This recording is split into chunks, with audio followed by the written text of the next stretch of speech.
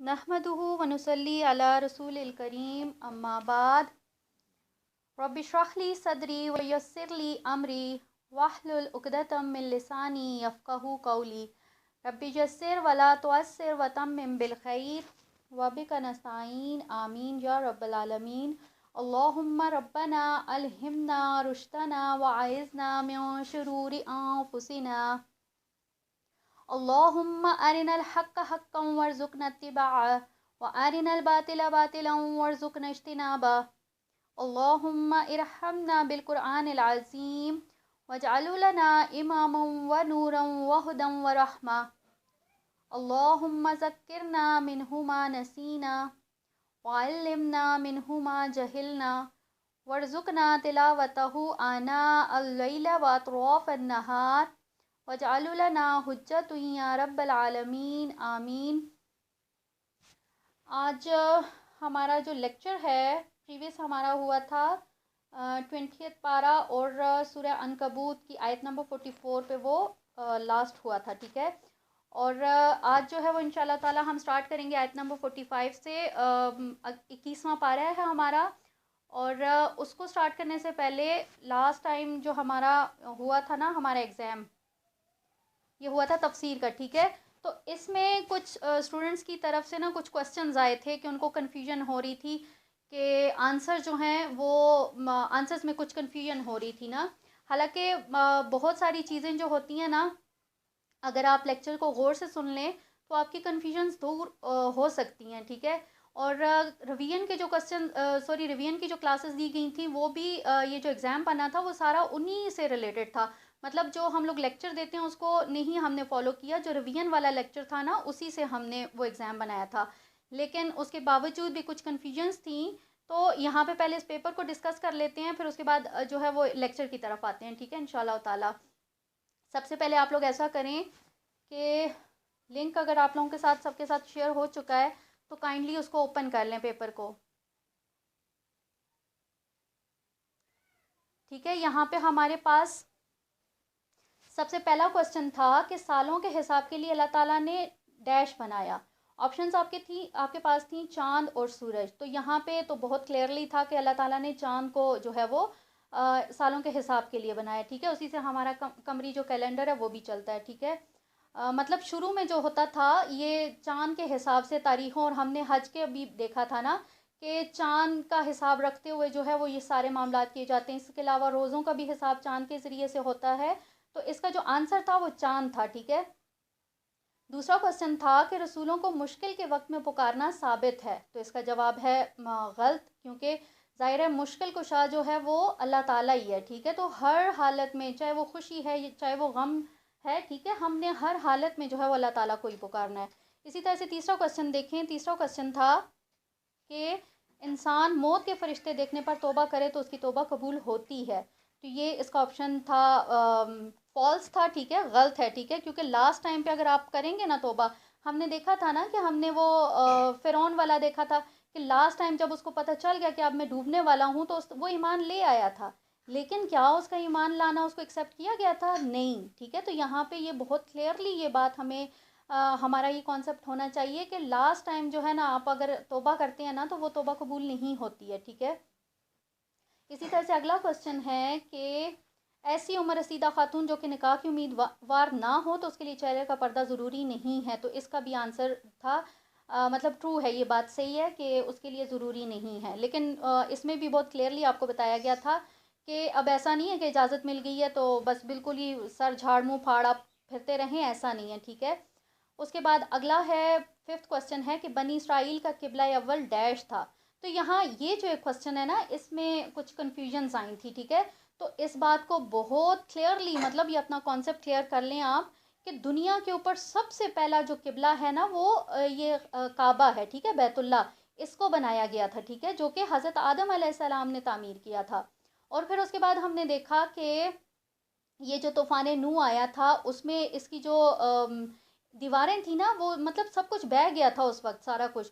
तो ये भी मुनद्दम हो गया था, ठीक है। और फिर उसके बाद हमने ये भी पढ़ा था अल्हम्दुलिल्लाह बहुत अच्छे से कि हज़रत इब्राहीम और हज़रत इस्माईल अलैहिस्सलाम के ज़रिए से अल्लाह ताला ने जो है वो इसको तामीर करवाया थी, ठीक है। ये सेकंड टाइम था कि जब बैतुल्ला को तामीर किया गया था।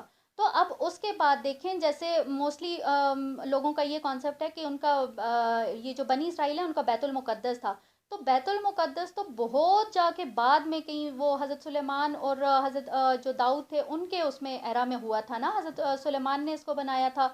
ठीक है, तो उससे पहले ये जो बनी इसराइल वाला सिस्टम सारा चला था, ये हज़रत इब्राहिम के जो बेटे थे हज़रत इसहाक, ठीक है, उनसे उनके बेटे थे हज़रत याकूब, और याकूब अलैहिस्सलाम से ये सारा बनी इसराइल का जो एक है ना, ये पूरी एक लड़ी ये वहाँ से चली थी।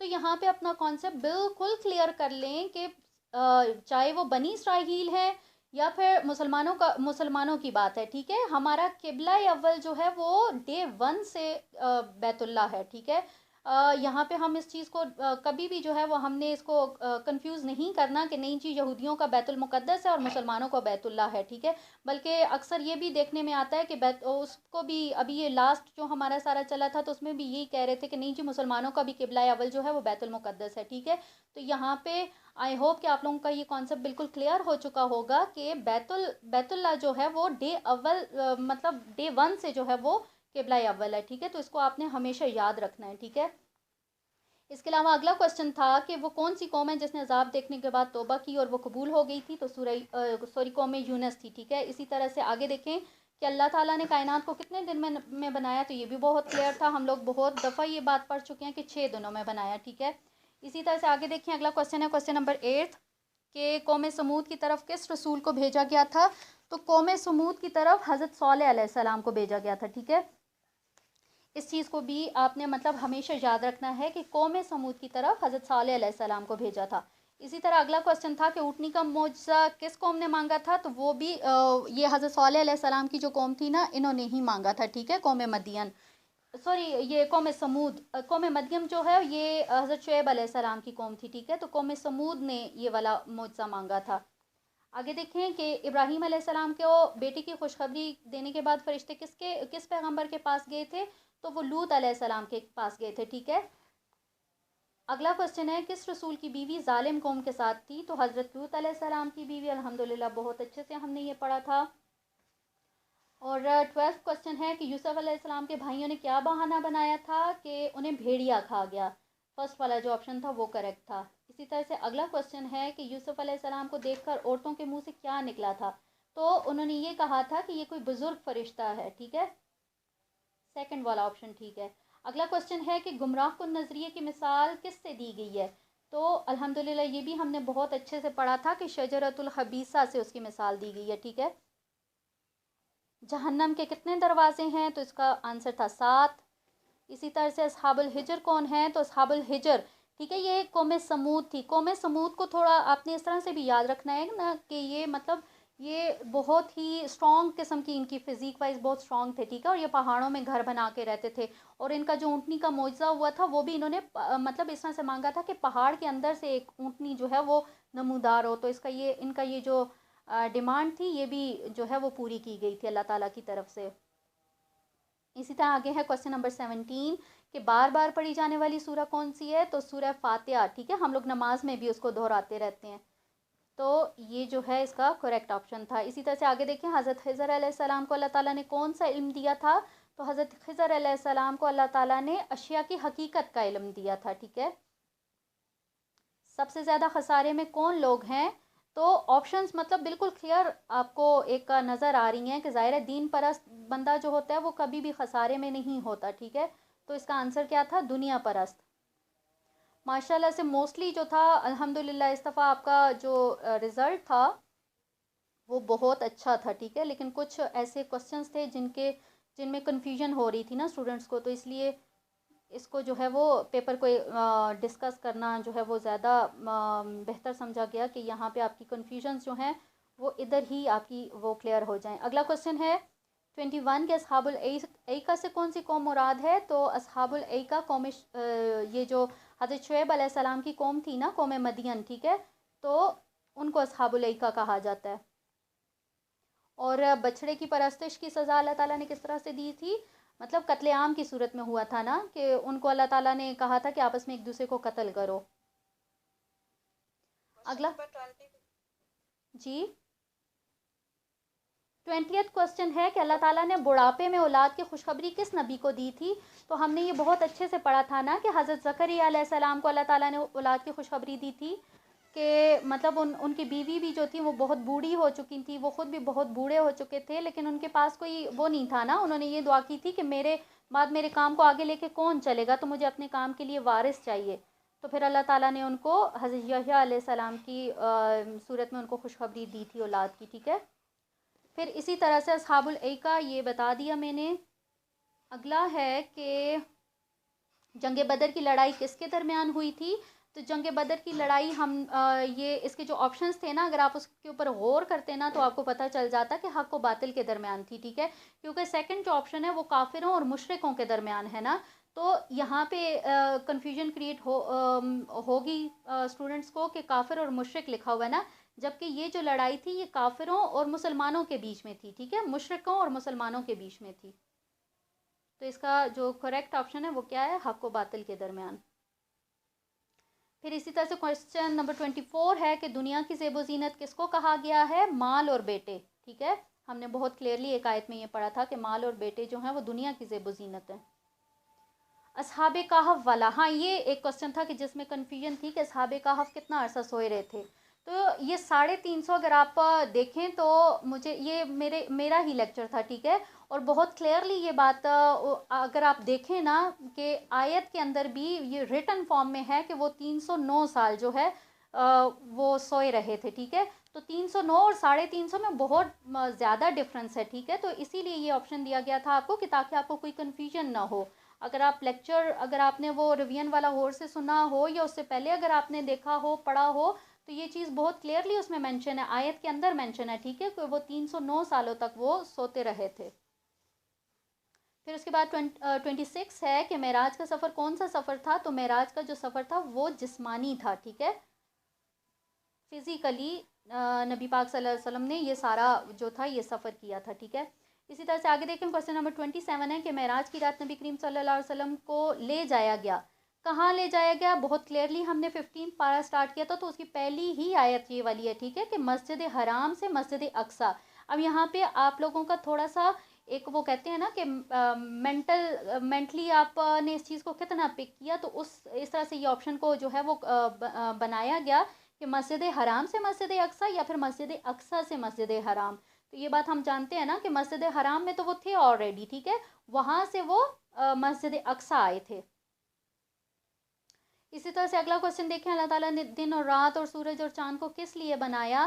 तो यहाँ पे बिल्कुल क्लियर है कि इंसान की खिदमत के लिए बनाया, क्योंकि हमने ये बहुत दफ़ा बहुत सारी आयत में ये चीज़ें पढ़ी हैं कि अल्लाह ताला ने ये सारी जो कायनात बनाई है ना ये इंसान के लिए बनाई है, ठीक है। हमने ये भी पढ़ा कि अल्लाह ताला ने सूरज और चाँद को, इंशाल्लाह हमारा आज के लेक्चर में भी ये चीज़ है, ठीक है। तो ये जो सारी चीज़ें हैं ना ये अल्लाह ताला ने इंसान की खिदमत के लिए बनाई हैं, ठीक है।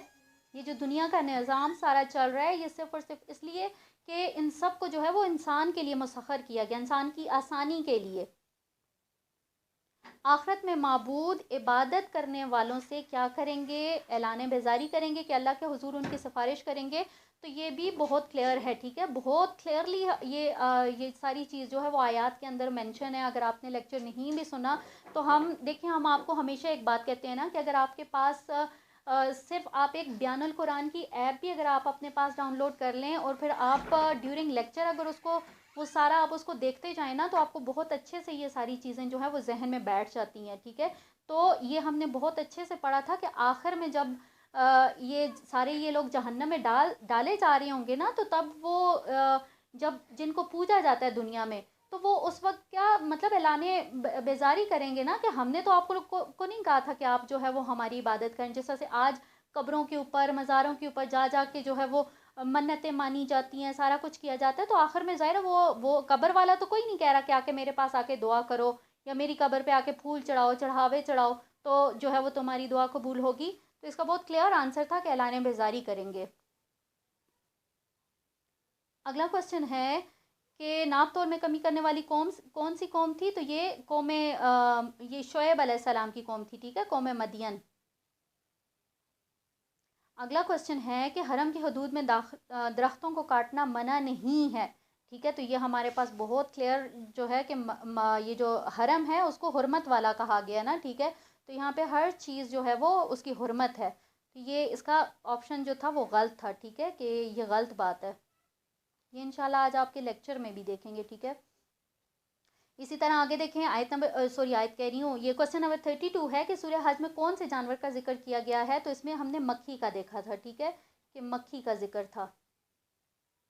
پھر اس کے بعد ہے کہ والدین کی فرما برداری کا تقاضا یہ ہے کہ اگر وہ شرک پر مجبور کریں تو ان کی بات مان لی جائے، تو یہ بالکل غلط بات ہے، ٹھیک ہے۔ اگلا کوسچن ہے کہ حرام کی کمائی انسان کو نیکیوں سے محروم کر دیتی ہے، انسان کو مالا مال کر دیتی ہے، اولاد اور وراثت سے محروم کر دیتی ہے، تو اس کو بھی بہت کلیئر جو ہے وہ آنسر ہے کہ نیکیوں سے محروم کر دیتی ہے۔ کوسچن نمبر 35 ہے حضرت عائشہ رضی اللہ عنہما پر تہمت کے واقعے کو واقعہ افک کا نام دیا گیا ہے، ٹھیک ہے، یہ بھی ہم نے اس میں قرآن پاک میں تو ہمیں ملتا ہے، لیکن اس کی زیادہ ڈیٹیل جو ہیں وہ ہمیں احادیث سے ملتی ہیں نا، تو اس میں یہ کلیئرلی مینشن ہے کہ واقعہ افک کے نام سے اس کو جانا جاتا ہے، سیکنڈ والا آپشن ہے، ٹھیک ہے۔ اگلا کوسچن ہے اگر کوئی شادی شدہ مرد یا عورت زنا کا ارتکاب کرے تو اس کی سزا کیا ہوگی، ٹھیک ہے۔ اب یہاں پہ ہے کہ 100 کوڑے مارو، 200 کوڑے مارو، رجم کر دو، ٹھیک ہے۔ اب یہ 200 کوڑوں کا تو کوئی جو ہے وہ نہیں ہے آپشن، 100 کوڑوں کا ہے، ٹھیک ہے، لیکن 100 کوڑوں اگر کوسچن کے اوپر آپ دھیان دینا کہ شادی شدہ مرد یا عورت کے لیے نا، تو شادی شدہ مرد اور عورت کے لیے رجم کی سزا ہے، ٹھیک ہے، جبکہ غیر شادی شدہ کے لیے 100 کوڑے ہیں، ٹھیک ہے۔ الحمدللہ یہ بھی ہم نے سورہ نور میں بہت اچھے سے اس کو یہ پڑھا ہوا ہے۔ پھر اس کے بعد ہے حضرت عائشہ رضی اللہ عنہا پر تہمت لگانے والوں میں سے کون سب سے زیادہ آگے تھا، بڑھ کے تھا، تو وہ عبداللہ بن ابی تھا، ٹھیک ہے۔ اگلا کوسچن ہے کہ اگر کوئی شوہر اپنی بیوی پہ جھوٹی تہمت لگائے تو اس سے وہ سزا سے کیسے بچ سکتا ہے، تو اس کا ہم نے پڑھا تھا سورہ نور میں ہی، یہ ہم نے پڑھا تھا نا کہ لعان سے وہ بچ سکتا ہے، ٹھیک ہے۔ اب لعان والا بہت کلیئرلی آپ کے ساتھ اس کو بتایا گیا تھا کہ ظاہر شوہر اپنی بیوی کے اوپر تہمت لگائے گا تو اس کے پاس گواہ تو نہیں ہوں گے نا، تو وہ 4 دفعہ وہ خود گواہی دے گا، ٹھیک ہے، اور 5ویں دفعہ وہ لعان کرے گا، یعنی کہ وہ لعنت کرے گا کہ اگر میں جھوٹا ہوں تو اللہ تعالیٰ کی لعنت ہو مجھ پہ، ٹھیک ہے۔ تو اس کو ہمیشہ یاد رکھیے کہ شوہر بیوی کی جو یہ والا معاملہ ہوتا ہے نا تو اس میں لعان کیا جاتا ہے۔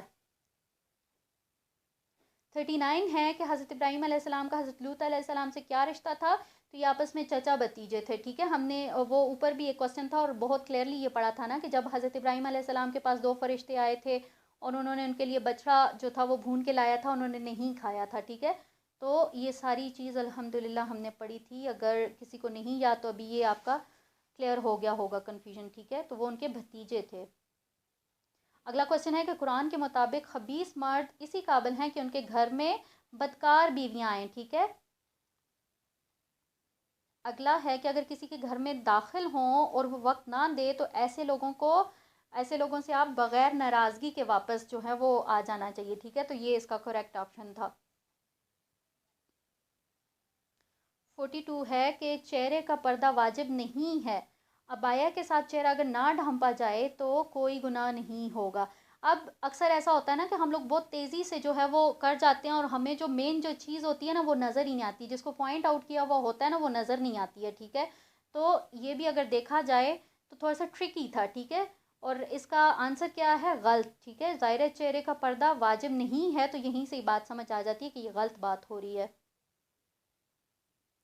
اگلا دیکھیں کہ گھر کے اندر کے پردے کا یہ تقاضا ہے کہ بالغ بچے یا خادمین جو ہیں وہ صاحب خلوت کے کمرے میں کون سے اوقات میں آئیں گے، تو یہ بھی بہت امپورٹنٹ تھا اور سورہ نور میں ہم نے پڑھا تھا نا، ٹھیک ہے، کہ ظاہر جو پرائیویسی کے ٹائم ہوتے ہیں نا، ایک تو فجر کا ٹائم ہوتا ہے، پھر اس کے بعد ظہر کا ٹائم ہوتا ہے، پھر عشاء کا، مطلب جن اوقات میں آپ کے آرام کے اوقات ہوتے ہیں نا تو اس میں آپ کے جو مطلب جو میاں بیوی ہیں ان کی جو اپنی اولاد ہے، بالغ اولاد ہے نا، تو ان کو بھی پرمیشن نہیں ہوتی کہ وہ ان کے جو ایک پرائیویسی والے اوقات ہیں نا کہ ان میں بھی وہ جائیں، مطلب اگر وہ جائیں گے بھی نا تو وہ اس کو نوک کر کے جائیں گے، ٹھیک ہے، یا پھر وہ انتظار کریں گے یا پھر نوک کر کے جائیں گے، تو اس کا آنسر کیا تھا، 3rd والا تھا، ٹھیک ہے، فجر ظہر اور عشاء کے ٹائم پہ۔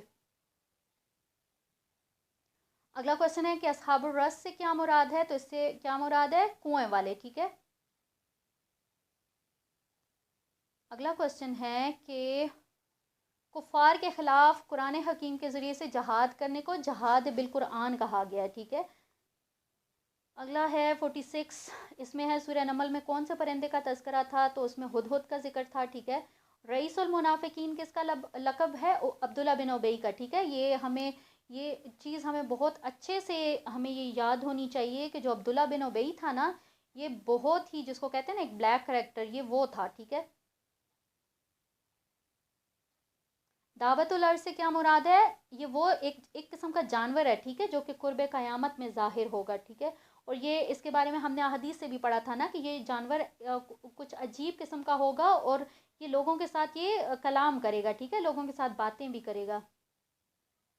49 ہے کہ بھروسہ کرنے کی اللہ کے سوا کسی دوسرے معبود پر بھروسہ کرنے کی مثال کیسے ہے؟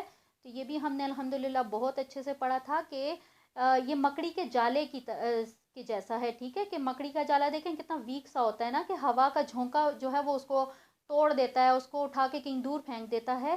تو سیم یہی اگزامپل ہے جو کہ اللہ تعالیٰ کو چھوڑ کر دوسروں کو معبود بنا لیتے ہیں، ٹھیک ہے. اور لاسٹ کوسچن ہے کہ کون سا شخص اپنے خزانے سمیت دھسا دیا گیا تھا؟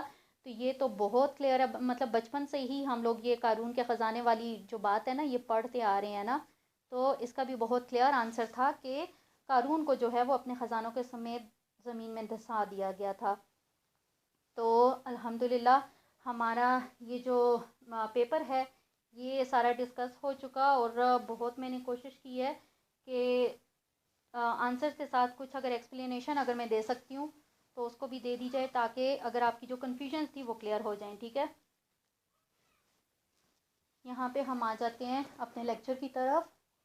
الحمدللہ جتنا ٹائم میں نے کیا تھا، سوچا تھا، اسی میں نے اس کو کمپلیٹ کر دیا. یہاں پہ ہم لوگ اپنا لیکچر سٹارٹ کرتے ہیں. رب اشرح لی صدری ویسر لی امری واحلل عقدۃ من لسانی یفقہوا قولی. رب یسر ولا تعسر وتمم بالخیر وبک نستعین، آمین. اعوذ باللہ من الشیطان الرجیم، بسم اللہ الرحمن الرحیم. پارہ 21 ہے کا آیت نمبر ہے 45، ٹھیک ہے. سٹارٹ ہو رہا ہے اتلو ما اوحی الیک من الکتاب، کہ تلاوت کرتے رہا کریں اس کی جو وحی کی گئی ہے آپ کی طرف کتاب میں سے. اب یہاں پہ دیکھیں تو یہ جو پہلی آیت ہے، ٹھیک ہے، یہ جو پہلی آیت ہے پارہ 21 کی اور سورہ عنکبوت کی، یہ 45 آیت ہے. تو جب آپ اس کو دیکھیں گے نا تو بہت ایک جامع ایک آیت، جس طرح سے آپ کہیں گے نا تو یہ ایک جامع آیت ہے، ٹھیک ہے. اب یہاں سے ہم یہ بھی دیکھتے ہیں کہ یہ جو رکوع ہے، ٹھیک ہے، یہ جو پہلا رکوع ہے، پہلا نہیں، یہ 5th رکوع ہے، ٹھیک ہے، سورہ عنکبوت کا، اور یہ سٹارٹ ہو رہا ہے آیت نمبر 45 سے 51 تک. اور یہاں سے آپ دیکھیں گے کہ آگے ہمارے پاس سورہ عنکبوت کے 3 رکوع جو ہیں وہ بچتے ہیں، ٹھیک ہے. اور یہ تینوں ہی رکوع اگر آپ ان کو دیکھیں گے تو یہ بہت زیادہ امپورٹنٹ ہیں، ٹھیک ہے. اگر اہمیت کے حوالے سے دیکھیں گے تو بہت زیادہ مطلب جامع یہ رکوع ہیں کہ ان کے اندر بہت مطلب اللہ تعالیٰ کی طرف سے انسٹرکشنز جو ہیں وہ نظر آتی ہیں. یہاں پہ اگر ہم دیکھیں تو ان یہ جو اگلی آیات ہیں ان میں جو مخاطبت ہے، ٹھیک ہے، وہ مشرکین مکہ اور اہل ایمان جو ہیں، ٹھیک ہے، کنزکٹیولی، ٹھیک ہے، سائملٹینیسلی جو ہے وہ دونوں کے ساتھ مخاطبت ہو رہی ہے، ٹھیک ہے. یہاں پہ اب اگر ہم دیکھیں تو سب سے پہلی جو آیت ہے، ٹھیک ہے، اس میں کیا کہا گیا ہے کہ تلاوت کرتے رہا کریں اس کی جو کہ وحی کیا گیا ہے آپ کی طرف، اور نماز قائم کرو، یقیناً نماز بے حیائی اور برے کاموں سے روکتی ہے، اور اللہ کا ذکر اس سے بھی بڑی چیز ہے، اللہ جانتا ہے جو کچھ تم کرتے ہو. اب یہاں پہ سب سے پہلے جو ہے وہ کیا کہا گیا ہے کہ آپ جو ہے وہ اس کی تلاوت کیا کریں. تو یہاں پہ اگر ہم دیکھیں تو سیم یہی کانٹیکس، سیم یہی والی ورڈنگ جو ہے وہ ہمیں نظر آئی تھی سورہ کہف میں، ہم نے پڑھا تھا، ٹھیک ہے، آیت نمبر 27 میں. اب وہاں پہ کیا کہا گیا تھا کہ وَاتْلُو مَا أُوحِيَ إِلَيْكَ مِن كِتَابِ رَبِّكَ، کہ اے نبی صلی اللہ علیہ وسلم آپ تلاوت کیجئے جو آپ کی طرف وحی کی گئی ہے آپ کے رب کی کتاب میں سے، ٹھیک ہے. تو یہاں پہ اگر اس آیت کو دیکھیں گے اور اس آیت کو دیکھیں گے تو ہمیں ایک چیز جو ایک میسج ہے نا وہ بہت کلیئرلی نظر آ رہا ہے کہ اگر تو یہاں پہ مخاطبت تو نبی کریم صلی اللہ علیہ وسلم سے ہو رہی ہے نا، لیکن ان کے تعویل عام اگر دیکھیں گے تو یہ ہم سے مخاطبت ہو رہی ہے، ٹھیک ہے. اور اس میں بہت کلیئر میسج جو ہے وہ کیا ہے کہ اگر تو آپ اللہ تعالیٰ کا قرب حاصل کرنا چاہتے ہیں، ٹھیک ہے، تو اس کا بہترین جو ایک ذریعہ ہے وہ کیا ہے؟ قرآن پاک. تو یہی چیز اگر اس کو ہم دیکھیں تو سورہ آل عمران میں بھی ہم نے یہ دیکھا تھا، آیت نمبر 103 میں، اس میں کیا کہا گیا تھا کہ وَاعْتَصِمُوا بِحَبْلِ اللَّهِ جَمِيعًا وَلَا تَفَرَّقُوا، کہ مضبوطی سے اس کو تھام، یعنی کہ اللہ تعالیٰ کی رسی کو مضبوطی سے تھام لو اور آپس میں تفرقہ مت ڈالو۔ تو یہاں پہ کوسچن یہ پیدا ہوتا ہے کہ اللہ کی رسی کیا ہے، ٹھیک ہے، کون سی رسی کی طرف جو ہے وہ اشارہ کیا گیا ہے؟ تو یہاں پہ اگر دیکھیں مسند احمد کی حدیث ہے 323، ٹھیک ہے، تو اس میں کلیئرلی یہ بات مینشن ہے کہ کتاب اللہ، ٹھیک ہے، کتاب اللہ جو ہے یعنی کہ یہ جو قرآن حکیم ہے یہ اللہ تعالیٰ کی رسی ہے، ٹھیک ہے، جو کہ آسمان سے زمین کی طرف جو ہے وہ ایک تنی ہوئی ہے اور اسی کو مضبوطی سے پکڑنے کی جو ہے وہ بات کی جا رہی ہے۔ اسی طرح سے اگر ہم یہاں پہ دیکھیں تو ہمارے پاس کیا یہ صحیح بخاری سوری مسند احمد کی حدیث ہے 237، ٹھیک ہے، تو اب اگر آپ اس میں دیکھیں گے تو اس میں بھی جو ہے وہ ایک کلیئر جو میسج ہے وہ ہمیں نظر آ رہا ہے، وہ کیا ہے کہ نبی کریم صلی اللہ علیہ وسلم نے کیا کہا کہ بے شک اللہ تعالیٰ جو ہے وہ اس کتاب کے ذریعے سے بہت سے لوگوں کو رفعت عطا کرتا ہے اور اس کے ذریعے سے بعضوں کو ذلیل بھی کر دیتا ہے، ٹھیک ہے۔ تو یہاں پہ یہ جو قرآن حکیم ہے، ٹھیک ہے، اس کی امپورٹنس بتائی جا رہی ہے کہ کیا امپورٹنس ہے، ٹھیک ہے۔ اب یہاں پہ ہم دیکھتے ہیں سب سے پہلے کہ اللہ تعالیٰ نے یہ کہہ دیا کہ یہ جو ہے یہ اللہ تعالیٰ کی رسی ہے، ٹھیک ہے، اور اگر اللہ تعالیٰ کا قرب حاصل کرنا ہے تو پھر ہمیں جو ہے وہ اس قرآن کے ساتھ ہمیں اپنا ریلیشن اسٹرانگ کرنا ہوگا، ٹھیک ہے۔ میں نے جیسے پہلے کہا کہ محبت تو نبی کریم صلی اللہ علیہ وسلم کے ساتھ ہو رہی ہے، ٹھیک ہے، لیکن یہ جو ہے یہ ان کے ذریعے سے یہ ہمارے ساتھ بات ہو رہی ہے کہ اگر آپ اللہ تعالیٰ کے ساتھ قرب حاصل کرنا چاہتے ہیں تو آپ کو قرآن کو پڑھنا ہوگا، اس کو سمجھنا ہوگا، ٹھیک ہے، کیونکہ یہ اللہ تعالیٰ کی رسی ہے، اس کو اگر آپ مضبوطی سے پکڑیں گے، ٹھیک ہے، تو آپ کا اور اللہ کا جو ایک ریلیشن ہے نا وہ بنے گا، ٹھیک ہے، اور پھر یہ آپ تک ہے کہ آپ اس ریلیشن کو کتنا اسٹرانگ کرتے ہیں، ٹھیک ہے۔ اسی طرح سے اگر یہی جو چیز ایک اس میں حدیث میں نے آپ کو بیان کی نا کہ اللہ تعالیٰ کی رسی کو جو ہے وہ مضبوطی سے پکڑنا ہے، کیونکہ اس کے ذریعے اللہ تعالیٰ بہت سارے لوگوں کو ہدایت بھی دیتا ہے اور بہت سارے لوگوں کو گمراہ بھی کرتا ہے، ٹھیک ہے، لیکن اگر اس چیز کو دیکھا جائے، ٹھیک ہے، تو یہی چیز آپ کو یاد ہوگا ہم نے سورہ بقرہ کے اندر پڑھی تھی، ٹھیک ہے، کہ اللہ تعالیٰ جو ہے آیت نمبر 26 میں ہے کہ اس کتاب کے ذریعے سے اللہ تعالیٰ جو ہے بہت سارے لوگوں کو گمراہ کرتا ہے اور اکثر لوگوں کو ہدایت بھی دیتا ہے۔ لیکن اگر آپ ایک چیز دیکھیں، اگر جس طرح سے ہم یہ دیکھتے ہیں نا کہ بہت سارے علماء، ٹھیک ہے، علماء یہ بات کہہ رہے ہوتے ہیں کہ نہیں جی آپ قرآن پاک کو خود سے نہ پڑھیں، آپ گمراہ ہو جائیں گے، اور وہ اس آیت کا کانٹیکس جو ہے وہ ریفرنس اس آیت کا دیتے ہیں کہ قرآن کے اندر خود اللہ تعالیٰ یہ بات کہہ رہا ہے کہ اگر آپ اس کو نہیں اللہ تعالیٰ جو ہے اس قرآن کے ذریعے سے گمراہ بھی کرتا ہے اور ہدایت بھی دیتا ہے، مینس مطلب ایک بالکل ایک بے وقوفانہ سی بات لگتی ہے نا، اور بہت مطلب ایک افسوس بھی ہوتا ہے کہ ہمارے علماء اس چیز کو جو ہے وہ ایک پروموٹ کر رہے ہوتے ہیں کہ نہیں جی آپ خود سے قرآن نہ پڑھیں، ٹھیک ہے، تو بہت کلیئرلی اس میں یہ بات مینشن ہے کہ اگر تو کوئی ہدایت کا طلبگار ہے تو وہ اگر ہدایت کے لیے قرآن پاک کو پڑھے گا تو یہ کیسے ممکن ہے کہ اللہ تعالیٰ اس کو ہدایت نہ دے، ٹھیک ہے، تو اسی اگر آیت کے اندر ہم دیکھیں گے تو ہمیں بہت کلیئر جو ہے وہ نظر آ جاتا ہے کہ اللہ تعالیٰ کن کو گمراہ کرتا ہے، تو بہت کلیئرلی اس کے اندر مینشن ہے کہ اللہ تعالیٰ نہیں گمراہ کرتا مگر نافرمانوں کو۔ اب دیکھیں کہ مطلب جو نافرمان ہوں گے ظاہرہ وہی اس سے گمراہ ہوں گے نا، لیکن اگر کوئی ہدایت کا طالب ہے، کوئی اگر ہدایت چاہتا ہے، کوئی چاہتا ہے کہ میں قرآن کو سمجھوں، اس کو پڑھوں، مجھے پتہ چلے کہ اللہ تعالیٰ کیا کہہ رہے ہیں، تو خود سوچیں کیا اللہ تعالیٰ اس کو گمراہ کریں گے؟ کیا اس کو ہدایت نہیں دیں گے؟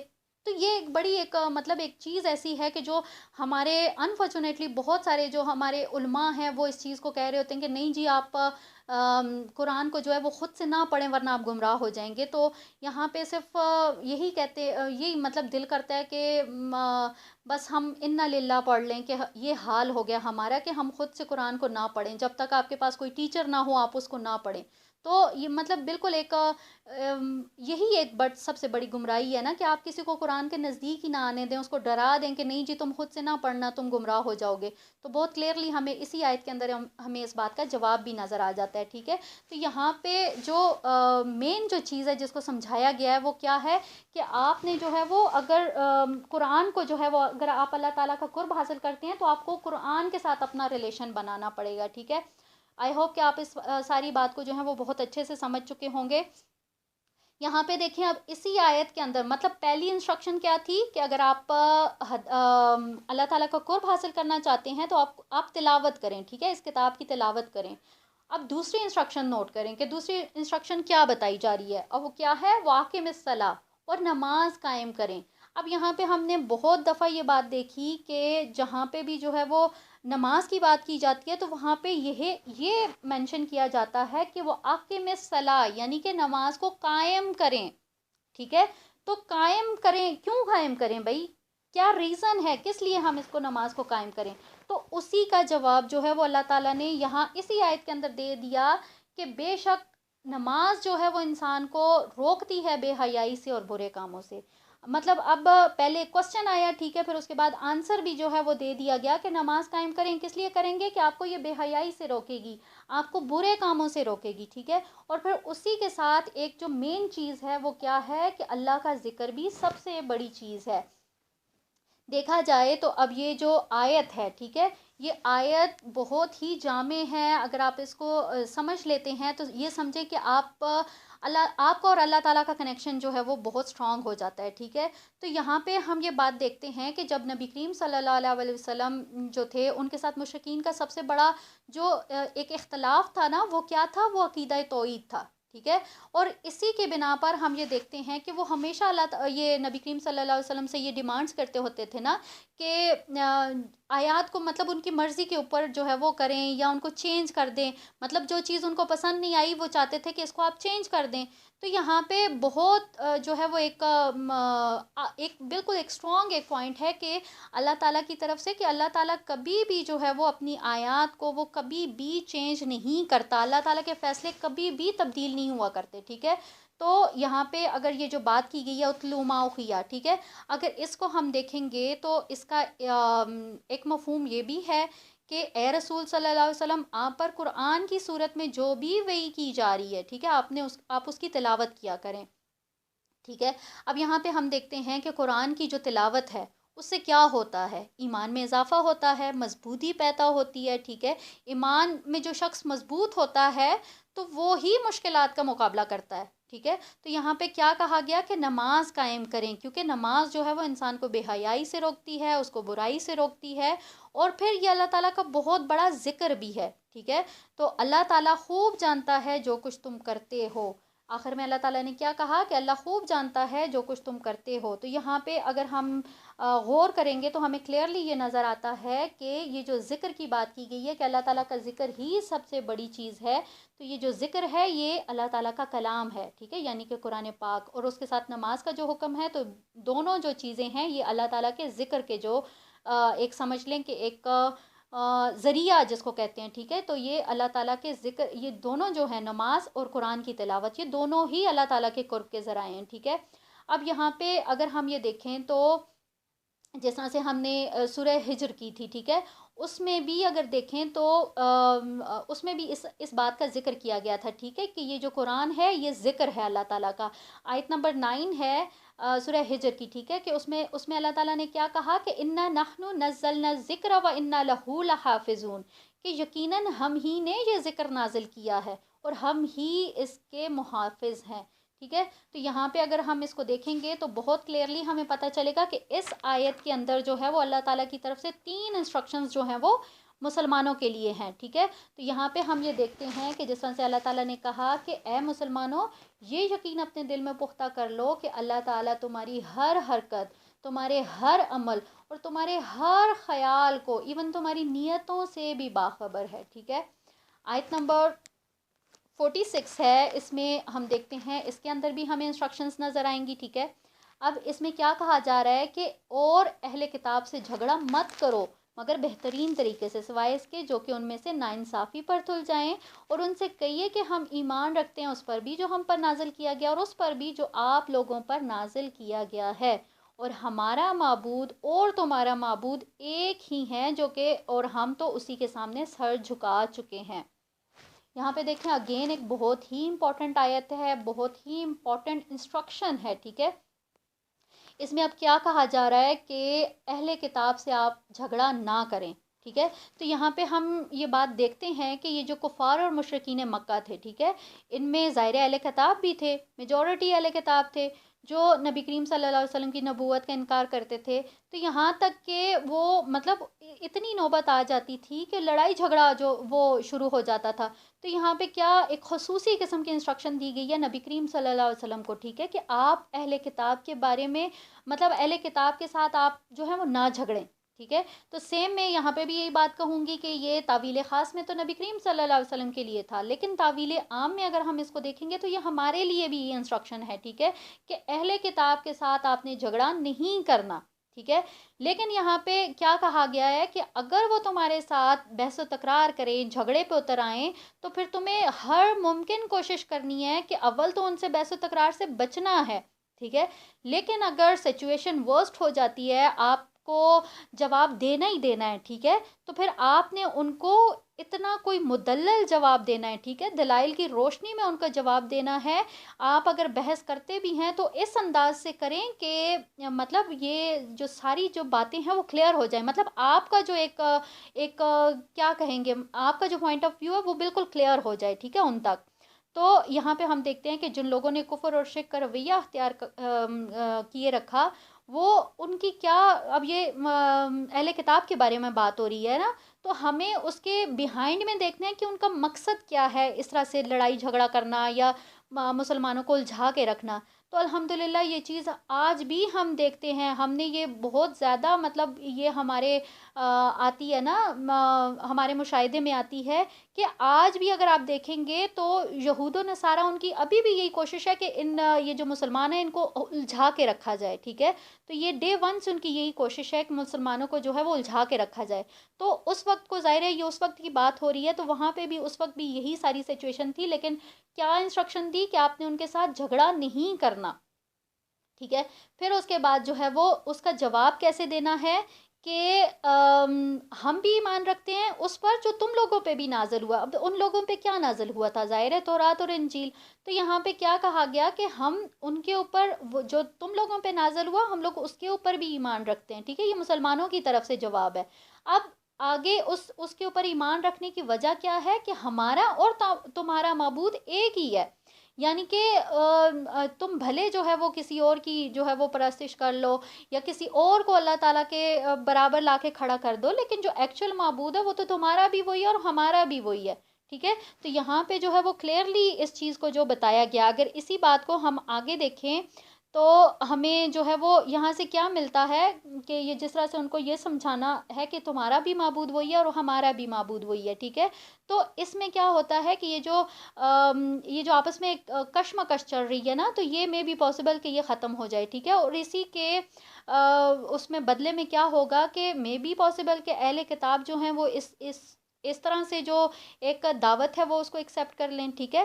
ہو سکتا ہے کہ وہ شرک کے مقابلے میں توحید کے ماننے والے ہو جائیں. تو یہ ایک جو ہے نا ایک نرمی کا جو ہے وہ بتایا گیا کہ ان کے ساتھ نرمی اختیار کریں. اگر اسی چیز کو اگر ہم دیکھیں تو سورہ آل عمران کی آیت نمبر 64 میں بھی جو ہے وہ بتایا گیا کہ اہل کتاب سے، ٹھیک ہے، آپ فرما دیں اہل کتاب سے کہ ایسی بات کی طرف آؤ جو ہمارے اور تمہارے درمیان میں برابر ہے. ٹھیک ہے. نہ ہم اللہ تعالیٰ کے سوا کسی کی عبادت کریں گے اور نہ ہی تم کسی کے اللہ تعالیٰ کے ساتھ کسی کو شریک ٹھہراؤ. تو سیم اگر یہاں پہ دیکھیں تو آل عمران میں بھی جو ہے وہ مسلمانوں کو اسی طرح کی انسٹرکشن دی گئی تھی. ٹھیک ہے. کہ اہل کتاب جو ہیں وہ ان کے ساتھ جو ہے وہ ایک مطلب اس طرح کا رویہ اختیار کیا جائے کہ وہ بات کو سمجھ لیں، بجائے اس کے کہ لڑائی جھگڑے کے اوپر اتر آئیں.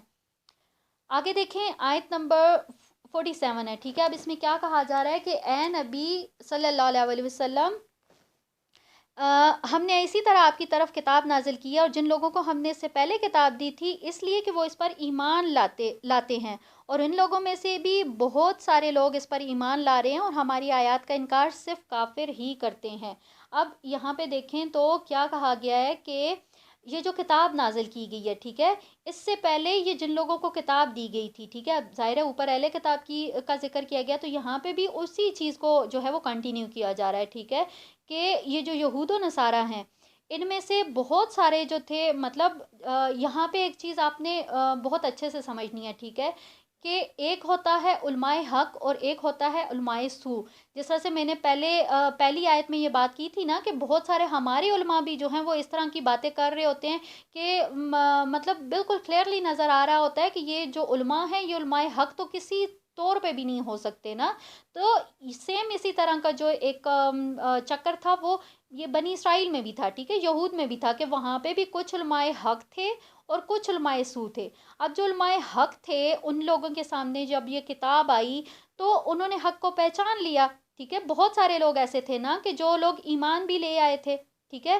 اور اسی طرح سے آیت کے اندر بھی یہ وہی بات کو جو ہے وہ بتایا جا رہا ہے کہ مشرکین مکہ سے بھی بہت سارے لوگ ایسے تھے کہ جو کہ ایمان لے آئے تھے, ٹھیک ہے. لیکن پھر اس کے بعد آخر میں کیا کہا گیا کہ جو انکار کرنے والے ہیں وہ وہی ہیں, ٹھیک ہے, جو کہ کفر پر ڈٹے ہوئے ہیں, ٹھیک ہے. تو یہاں پہ یہ چیز بہت اچھے سے سمجھ لینی چاہیے کہ جن لوگوں کو حق سے جو لوگ آشنا ہوتے ہیں نا, تو جب حق ان کے سامنے آتا ہے تو وہ فوراً سے اس کو ایکسیپٹ کر لیتے ہیں. لیکن جو انکار کرنے والے ہوتے ہیں نا, جو کہتے ہیں نا حجتوں میں پڑ جاتے ہیں, تو وہ پھر چاہے کس بھی طرح سے ان کو منایا جائے یا ان کو وہ کیا جائے نا, سیٹسفائی کیا جائے, تو وہ نہیں ہوتے ہیں, ٹھیک ہے. یہاں پہ آگے دیکھیں آیت نمبر 48 میں کیا کہا جا رہا ہے کہ اے نبی صلی اللہ علیہ وسلم, آپ تو اس سے پہلے کوئی کتاب نہیں پڑھتے تھے اور نہ ہی آپ دائنے ہاتھ سے اسے لکھتے ہیں. اگر ایسا ہوتا تو اب تو یہ جھٹلانے والے ضرور رش کرتے.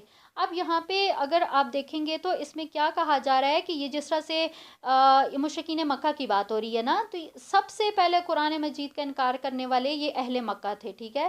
اب ان کا کیا الزام تھا کہ محمد صلی اللہ علیہ وسلم یہ جو آیات ہیں یہ اپنی طرف سے بنا کے لے آتے ہیں اور اللہ تعالیٰ کے ذمہ لگا دیتے ہیں, ٹھیک ہے.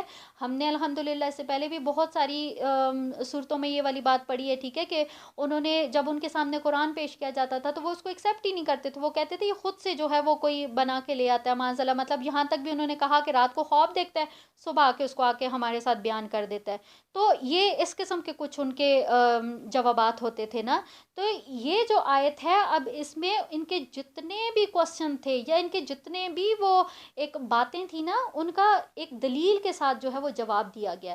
اب کیا جواب دیا اللہ تعالیٰ نے کہ کیا نبی کریم صلی اللہ علیہ وسلم اس سے پہلے کوئی پڑھے لکھے تھے, کیا وہ لکھتے تھے. مطلب بہت ایک لاجک دی ہے نا, کہ جس طرح سے تم یہ کہہ رہے ہو کہ یہ بھائی خود سے کچھ گھڑ کے ہمارے پاس لے آتا ہے اور ہمیں وہ بتا دیتا ہے اور اللہ تعالیٰ کے ساتھ اس کو اٹیچ کر لیتا ہے کہ نہیں جی یہ اللہ تعالیٰ کی طرف سے ہے. تو جواب دو کہ کیا وہ پڑھے لکھے تھے, کیا وہ لکھنا جانتے تھے, وہ پڑھنا جانتے تھے.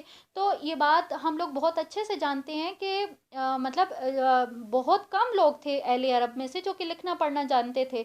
اور نبی کریم صلی اللہ علیہ وسلم کا بھی جو شمار تھا وہ امیین میں ہوتا تھا, ٹھیک ہے, وہ نہیں لکھنا پڑھنا جانتے تھے. لیکن جب اللہ تعالیٰ نے ان کو نبوت سے روشناس کیا اور یہ سارا, تو یہ ان کی جو ایک تعلیم کا جو سارا سلسلہ تھا نا وہ ڈائریکٹ اللہ تعالیٰ کی طرف سے تھا. تو یہاں پہ اللہ تعالیٰ نے بڑے ایک کہتے ہیں نا مدلل طریقے سے, بڑے ایک لاجک کے ساتھ ان کا جواب دیا ہے کہ تم لوگ اس کو یہ سارا جو ہے وہ نبی کریم صلی اللہ علیہ وسلم کے اوپر ایک الزام لگاتے ہو کہ یہ خود سے گھڑ کے لے آتا ہے. تو بتاؤ اس سے پہلے بھی کوئی چیز انہوں نے گھڑی ہے, کوئی کلام لکھا ہے, کوئی لکھنا پڑھنا جانتے تھے کہ تم اب کہہ رہے ہو کہ یہ اپنے سے لکھ کے لیے آئے ہیں. آگے ہے آیت نمبر 49. اس میں کیا کہا گیا ہے کہ بلکہ یہ تو روشن آیات ہیں ان لوگوں کے سینوں میں جنہیں علم دیا گیا ہے اور ہماری آیات کا انکار نہیں کرتے مگر وہی جو کہ ظالم ہے.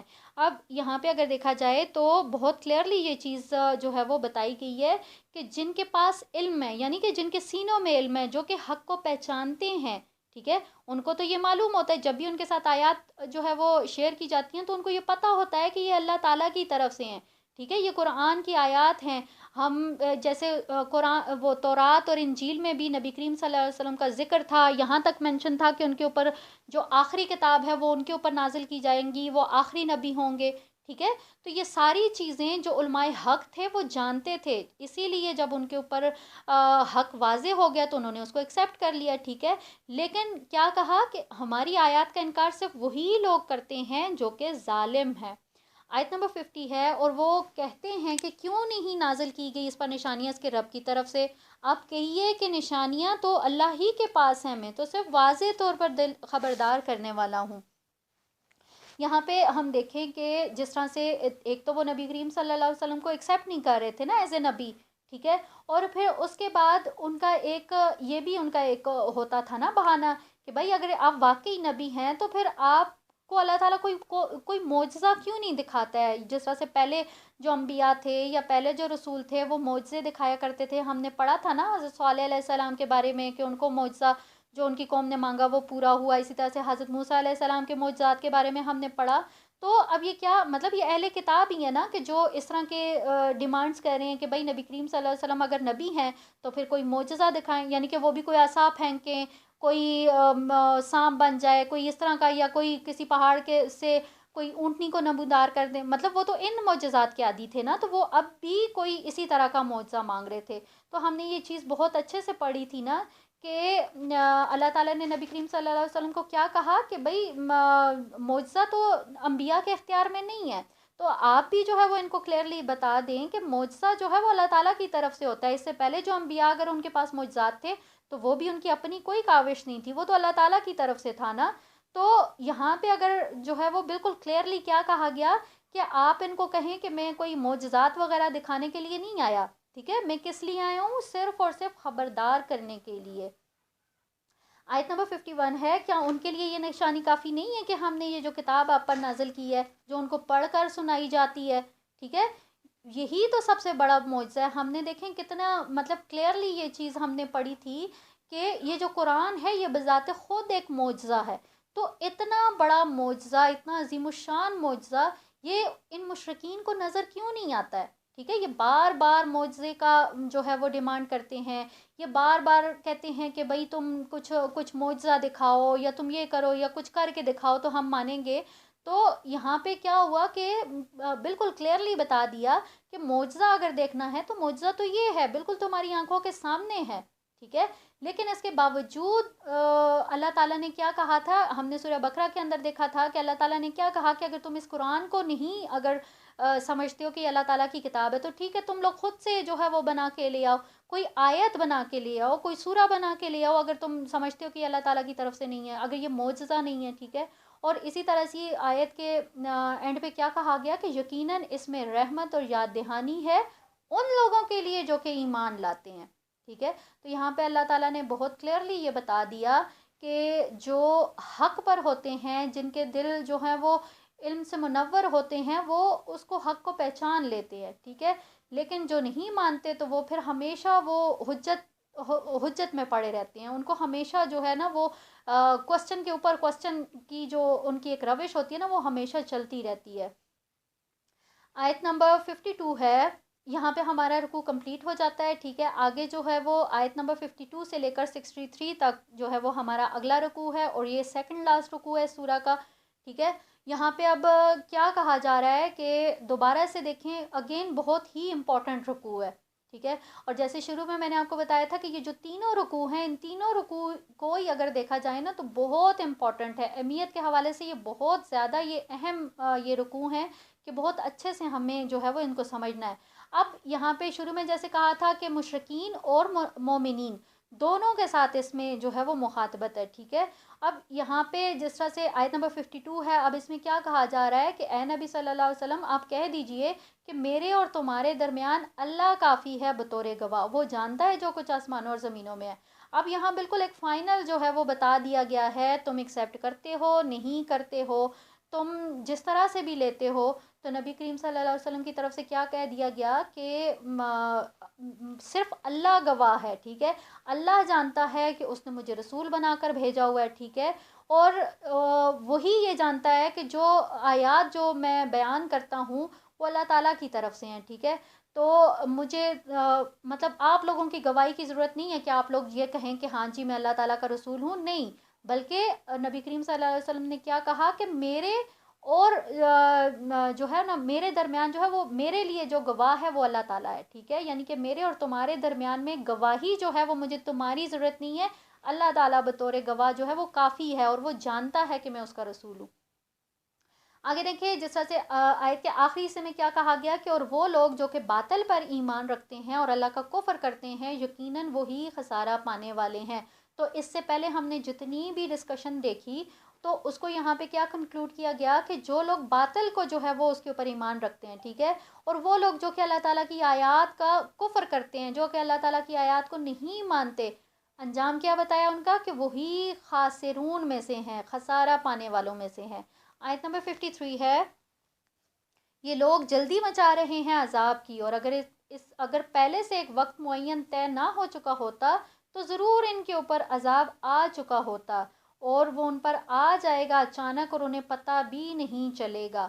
اب یہاں پہ دیکھیں جس طرح سے ان کی ایک یہ ہوتا تھا نا کہ مطلب اگر تو معجزہ نہیں دکھا سکتے ہیں تو پھر آپ ایسا کریں کہ جس عذاب کی آپ ہمیں دھمکی دیتے ہیں نا وہ عذاب لے آئیں، ٹھیک ہے۔ تو اسی چیز کو یہاں پہ جو ہے وہ دوبارہ سے جو ہے وہ ایک بیان کیا جا رہا ہے کہ اگر تو یہ ظاہر قیامت جو ہے وہ ڈیسائیڈڈ ہے، وہ آنی ہی آنی ہے، اب کب آنی ہے، کیسے آنی ہے، یہ سارا کچھ جو ہے نا وہ اللہ تعالیٰ جانتے ہیں۔ اللہ تعالیٰ نے ایون اپنے کسی نبی کو بھی جو ہے نا وہ اس کا نہیں اشارہ دیا کہ ہاں جی فلاں ٹائم پہ فلاں صدی میں یا فلاں وقت پہ جو ہے وہ قیامت آئے گی، یہ ڈیسائیڈڈ ہے، یعنی کہ وقت معین ہو چکا ہے، لیکن وہ اتنا اچانک آئے گا کہ پتہ بھی نہیں چلے گا۔ ابھی تو یہ لوگ عذاب کے لیے جلدی مچا رہے ہیں نا، لیکن وہ جب آ جائے گا نا تو وہ پھر اس وقت اس عذاب سے پناہ مانگیں گے، ٹھیک ہے۔ سیم جس طرح سے آیت نمبر 54 میں بھی یہ بات بتائی جا رہی ہے کہ یہ لوگ عذاب کے لیے جلدی مچا رہے ہیں، حالانکہ جہنم ان کافروں کا گھیراؤ کر چکی ہے۔ اب یہاں پہ دیکھیں کہ وہ دو ہی آپشنس تھیں ان کی، دو ہی ان کی ڈیمانڈس تھی، یا تو معجزہ دکھا دیں، معجزہ نہیں دکھا سکتے ہیں تو پھر جس عذاب کی دھمکی دیتے ہیں وہ عذاب لے آئیں، ٹھیک ہے۔ تو یہاں پہ اللہ تعالیٰ نے کیا کہا کہ وہ اس عذاب نے تو ان کو گھیرا ہوا ہے، ٹھیک ہے۔ یہاں پہ اگر ہم دیکھیں تو ڈاکٹر اسرار احمد نے بہت خوبصورت سی ایک کس کی اگزامپل دی ہے کہ جس طرح سے ایک کوئی شہر ہوتا ہے نا، اس کے باہر ایک اس کی پوری ایک وہ باؤنڈری ہوتی ہے، ٹھیک ہے، جو کہ اس کو باہر سے آنے والے خطرات اور ان ساری چیزوں سے وہ بچاتی ہے۔ اب اس باؤنڈری کے اندر جو لوگ ہیں ان کو تو کبھی بھی یہ معلوم نہیں ہے، مطلب وہ تو بڑے پیسفلی اپنی لائف گزار رہے ہوتے ہیں نا اپنے مطلب مزے میں، ان کو تو نہیں پتہ ہوتا کہ باہر کیا ہو رہا ہے۔ تو سیم یہی اگزامپل ان لوگوں کی بھی ہے، ان مشرکین کی بھی ہے کہ عذاب نے ان کو چاروں سائڈوں سے گھیرا ہوا ہے، لیکن یہ ان کو ابھی فیل نہیں ہو رہا، لیکن کیا ہے کہ جہنم نے ان کا گھیراؤ کیا ہوا ہے، ٹھیک ہے۔ تو یہاں پہ جو ہے یہ آیت نمبر 55 سٹارٹ ہوتی ہے۔ اب اس میں کیا کہا جا رہا ہے، اسی چیز کو کنٹینیو کیا جا رہا ہے کہ جس دن عذاب ڈھانپ لے گا انہیں اوپر سے بھی اور ان کے قدموں کے نیچے سے بھی، اور کہا جائے گا کہ اب چکھو مزہ اپنے کرتوتوں کا۔ اب یہاں پہ کس طرح سے بتایا گیا کہ اس کو یہ جو مشرکین ہیں ان کو چاروں طرف سے عذاب جو ہے وہ گھیرے ہوئے ہے، ٹھیک ہے، لیکن جس وقت عذاب ان کے اوپر سے بھی آ جائے گا، ان کے نیچے سے بھی جو ہے وہ آ جائے گا، تو پھر ان کے پاس اس وقت بھاگنے کی جگہ نہیں ہوگی، ٹھیک ہے۔ تو یہاں پہ اللہ تعالیٰ کی طرف سے بڑا مطلب کوئی تنزیہ سا ایک انداز ہے کہ کیا کہا جائے گا کہ چکھو اب مزہ اپنے کرتوتوں کا، یعنی کہ جو کچھ کرتے رہے ہو نا اب اس کا جو پھل ہے وہ اب تم لوگ جو ہے وہ چکھو۔ آیت نمبر 56 ہے، اے میرے وہ بندو جو ایمان لائے ہو، میری زمین بہت وسیع ہے، بس تم میری ہی عبادت کرو، ہر جان موت کا مزہ چکھنے والی ہے، پھر تم ہماری ہی طرف لوٹا دیے جاؤ گے۔ یہ آیت نمبر 57 ہے، ٹھیک ہے۔ اب یہاں پہ اگر دیکھیں یہ آیت نمبر 56 اور 57، ٹھیک ہے، اس کو اکٹھا میں نے کر دیا تاکہ آپ لوگ جو ہے نا اس کا جو کانٹیکسٹ ہے اس کو سمجھ سکیں، ٹھیک ہے۔ اب اس میں کیا کہا گیا، بہت مطلب اگر اس کی ریبک آپ دیکھیں گے تو بہت پیارے انداز میں جو ہے وہ مومنین کو مخاطب کیا گیا۔ کیا کہا گیا ہے، یا عبادی الذین آمنو، یعنی کہ اے میرے وہ بندو جو کہ ایمان لائے ہو۔ تو یہاں پہ ہم دیکھیں کہ اب یہ جو آیت نمبر 56 ہے اس میں نا پورا ایک کس چیز کی انسٹرکشن دی جا رہی ہے کہ میری زمین بہت وسیع ہے، یعنی کہ یہاں پہ جو ہے وہ ہجرت کا حکم جو ہے وہ یہاں پہ وہ ہو گیا، ٹھیک ہے، اور اس ہجرت کا حکم آ گیا، اور اب اس کے جو ایک حکمت ہے نا وہ بتائی جا رہی ہے، ٹھیک ہے۔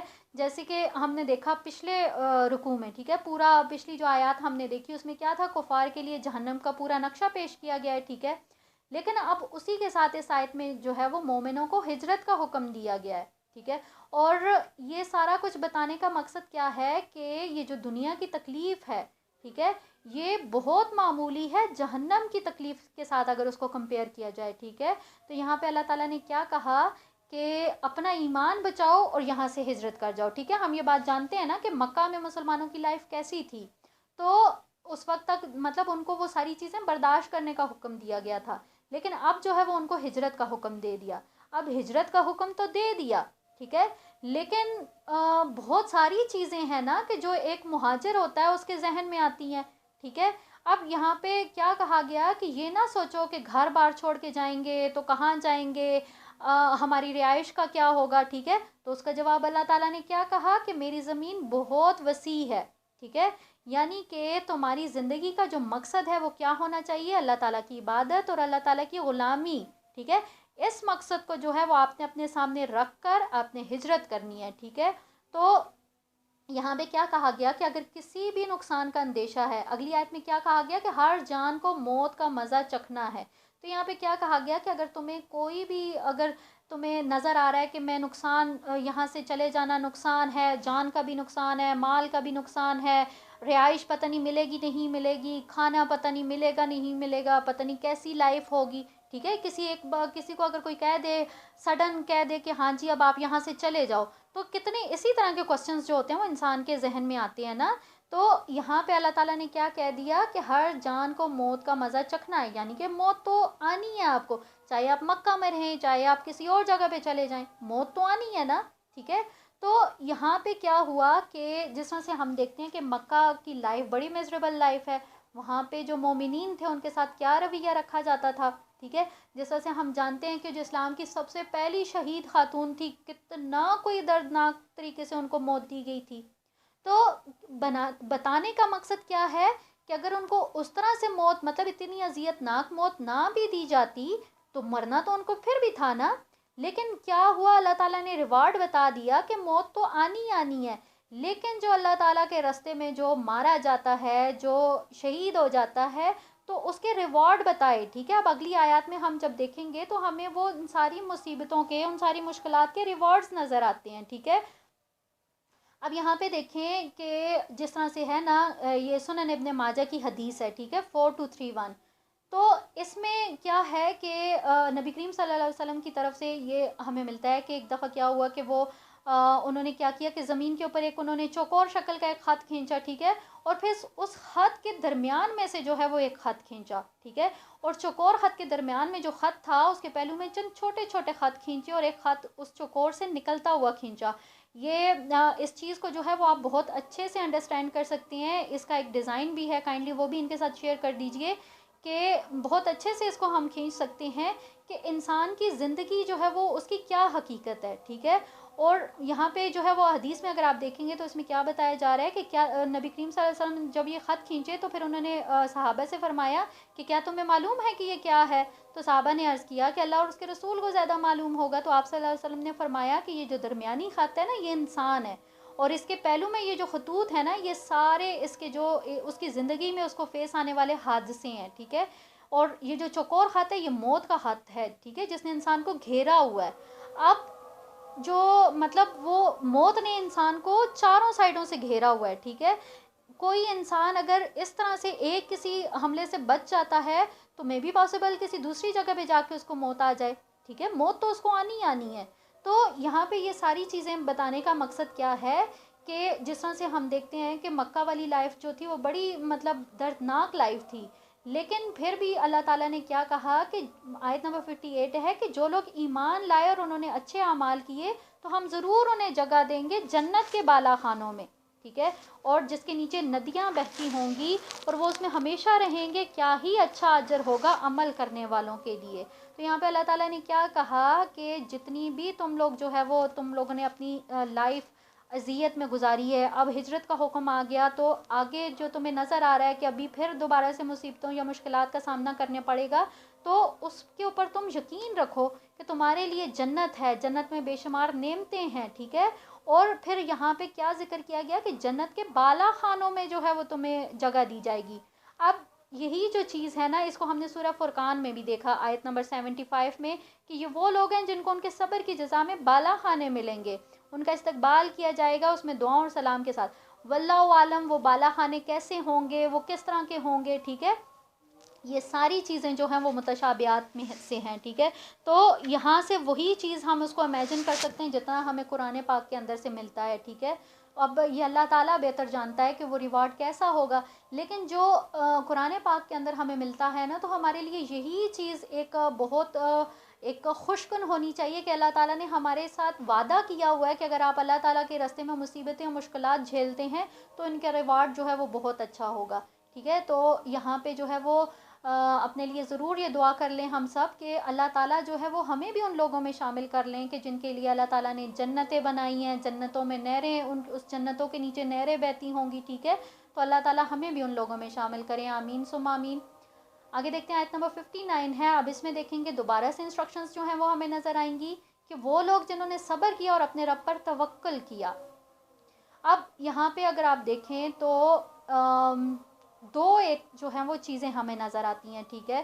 سب سے پہلے کیا کہا گیا کہ وہ لوگ جنہوں نے صبر کیا اور توکل کیا، یعنی کہ یہ جو صبر اور توکل، یہ جو دو چیزیں ہیں نا، یہ دو بالکل یہ سمجھ لیں کہ موسٹ امپورٹنٹ ایلیمنٹ آف اسلام، یہ دو جو چیزیں ہیں ایک مسلمان ہونے کے لیے آپ کے پاس یہ دو چیزیں ہونی بہت ضروری ہیں، ٹھیک ہے۔ اسی سے آپ کا جو ایمان ہے اس کا پتہ چلتا ہے۔ یہاں پہ اگر آپ دیکھیں گے تو کیا کہا گیا ہے، اس کو اگر ہم دیکھیں مسند احمد کی حدیث ہے 9352، ٹھیک ہے۔ تو جو مومن ہے نا، مومن کی پہچان کیا ہے کہ جب اس کو کوئی مصیبت ہوتی ہے، مصیبت ملتی ہے تو وہ صبر کرتا ہے، جب اس کو کوئی خوشی یا کوئی اس طرح کا ہوتا ہے، کوئی بہتری نظر آتی ہے تو اس کے اوپر وہ شکر کرتا ہے، ٹھیک ہے۔ جب مصیبت ہوتی ہے اس کے اوپر صبر کرتا ہے، اور جب کوئی اچھی چیز ملتی ہے تو اس کے اوپر وہ شکر ادا کرتا ہے، تو یہ ایک مومن کی پہچان ہے، ٹھیک ہے۔ اور ایک مومن کے لیے یہاں پہ اللہ تعالیٰ نے کیا کہا کہ صبر اور اللہ تعالیٰ کے اوپر توکل، یہ جس نے کر لیا نا تو یہ سمجھیں کہ وہ بالکل مطلب اس کا ریوارڈ ہی ایک الگ ہے، ٹھیک ہے۔ اس کا ایک اللہ تعالیٰ کو جو ایک پہچاننے کا انداز یا اس کا اللہ تعالیٰ کے ساتھ جو ریلیشن ہے نا، وہ بالکل ہی ایک الگ چیز ہے۔ آیت نمبر 60 ہے کہ اور کتنے ہی جاندار ہیں جو کہ اپنا رزق اٹھائے نہیں پھرتے ہیں۔ اب یہاں پہ دیکھیں کہ دوبارہ سے یہ جو ہجرت کی بات کی جا رہی ہے نا، اسی چیز کو جو ہے وہ دوبارہ سے بتایا جا رہا ہے، ٹھیک ہے۔ کہ جیسے میں نے شروع میں کہا کہ ہجرت کا جب بھی اگر کسی کو لیٹ سپوز اگر ہم خود بھی کہیں کہ ہمیں کوئی آل آف اے سڈن کہہ دے کہ آپ یہاں سے چلے جاؤ، تو ہمارے مائنڈ میں کیا آئے گا؟ سب سے پہلے مطلب کیا چیز، تین چیزیں آئیں گی نا کہ بھئی ہم کہاں جائیں گے، اگر یہاں سے نکال دیا تو ہم کہاں جائیں گے، ٹھیک ہے۔ پھر اسی کے ساتھ ہمیں اپنی جان اور اپنے مال کے نقصان کا بھی اندیشہ ہوتا ہے، ٹھیک ہے۔ اور اسی طرح سے جو سب سے امپورٹنٹ ہوتا ہے وہ روزی کا فکر ہوتی ہے کہ ہمارے معاش کا کیا ہوگا، ہم پتہ نہیں ہمارے رزق کا کیا ہوگا۔ بہت سارے ایسے لوگ ہوتے ہیں نا کہ ان کا چلا چلایا کاروبار ہوتا ہے، اور پھر اس طرح کا آ جاتا ہے کہ اگر آپ یہاں سے ہجرت کر لیں تو بہت ساری ایسی خیالات ہوتے ہیں نا جو انسان کے ذہن میں آتے ہیں، ٹھیک ہے۔ تو یہاں پہ ان سارے سوالوں کے جواب دیے گئے۔ اگر رہائش کا کیا گیا تو اللہ تعالیٰ نے جواب دے دیا کہ میری زمین بہت وسیع ہے، ٹھیک ہے۔ اسی طرح سے اب اس کی بات کی جا رہی ہے، رزق کی بات کی جا رہی ہے، تو یہاں پہ اللہ تعالیٰ نے کتنی خوبصورتی کے ساتھ سمجھا دیا کہ اگر کوئی رزق کا اگر تمہیں اندیشہ ہے تو بتاؤ کتنے جاندار ہیں جو کہ اپنا رزق اٹھا کے پھرتے ہیں، کون ہے جو کہ مطلب وہ اپنے ساتھ، اگر لیٹ سپوز انسان کی تو بات نہ کریں، بھائی انسان کا تو توکل ہی نہیں ہے اللہ تعالیٰ کے اوپر نا، جانوروں کو دیکھیں، آپ پرندوں کو دیکھیں، کیا وہ اپنا مطلب انہوں نے مہینے کا راشن ڈلوایا ہوا ہوتا ہے کہ بھئی ہم جو ہے وہ ہم نے پورا مہینہ اس میں گزارا کرنا ہے؟ نہیں، کیا ہوتا ہے ان کے مین چیز کیا ہوتی ہے؟ توکل، اللہ تعالیٰ کے اوپر بھروسہ، اسی کے سہارے وہ ہوتے ہیں نا کہ صبح کو وہ جاتے ہیں پیٹ بھرے ہوئے، لیکن واپس آتے ہیں تو وہ صبح جاتے ہیں وہ پیٹ خالی ہوتا ہے ان کا، اور واپس آتے ہیں وہ بھرے ہوئے پیٹ کے ساتھ آتے ہیں، ٹھیک ہے۔ تو یہ کیا چیز ہے؟ اللہ تعالیٰ کے اوپر توکل ہے، ٹھیک ہے۔ تو یہاں پہ اللہ تعالیٰ نے کیا سمجھایا ہے، ٹھیک ہے، صبر اور توکل۔ اب صبر کا اگر میننگ دیکھیں گے تو صبر کا کیا مطلب ہے کہ تکلیف کے وقت میں حوصلہ کرنا، مستقل مزاجی کے ساتھ حق بات پہ قائم رہنا، اس کو صبر کہتے ہیں، ٹھیک ہے۔ اور اگر توکل کو دیکھیں، توکل کیا ہے تو مشکل ترین حالات میں اللہ تعالیٰ کے وعدوں اور اس کی جو مدد ہے نا اس کے اوپر بھروسہ کر کے آپ کام کر لیں، ٹھیک ہے، تو اس کو توکل کہتے ہیں۔ تو یہاں پہ اگر ہم دیکھیں تو سیم اسی طرح سے یہ جو سورہ ہود ہے، ٹھیک ہے، اس میں بھی جو ہے وہ ہمیں یہ ساری چیز نظر آتی ہے آیت نمبر 6 میں، ٹھیک ہے۔ اس میں اس میں بھی یہ سارا جو ہے وہ نظر آتا ہے کہ زمین میں کوئی چلنے والا جاندار نہیں ہے مگر اس کا رزق اللہ ہی کے ذمہ ہے، اور اس کی جو قرار گاہ ہے وہ اس کے دفن کیے جانے ہی کی جگہ کو جانتا ہے کہ سب کچھ ایک کھلی کتاب میں درج ہے. ٹھیک ہے. تو یہی چیز جو ہم نے اس آیت نمبر 60 میں پڑھی سیم وہی چیز ہمیں سورہ ہود میں بھی جو ہے وہ ہم نے اس سے پہلے پڑھی تھی. ٹھیک ہے. تو یہاں پہ اس کا مین جو مقصد ہے وہ اس کو بیان کرنے کا کیا ہے کہ اللہ تعالیٰ کے اوپر جب کسی کا توکل اسٹرانگ ہو جاتا ہے, ٹھیک ہے, تو وہ پھر وہ اندیشوں کے ساتھ جو ہے وہ زندگی نہیں گزارتا. ٹھیک ہے. تو یہاں پہ ایک بڑے حکیمانہ انداز سے اللہ تعالیٰ نے جو ہے وہ ایک انسان کے اندر جتنے اندیشے ہوتے ہیں نا ان کا جواب دیا ہے. ٹھیک ہے.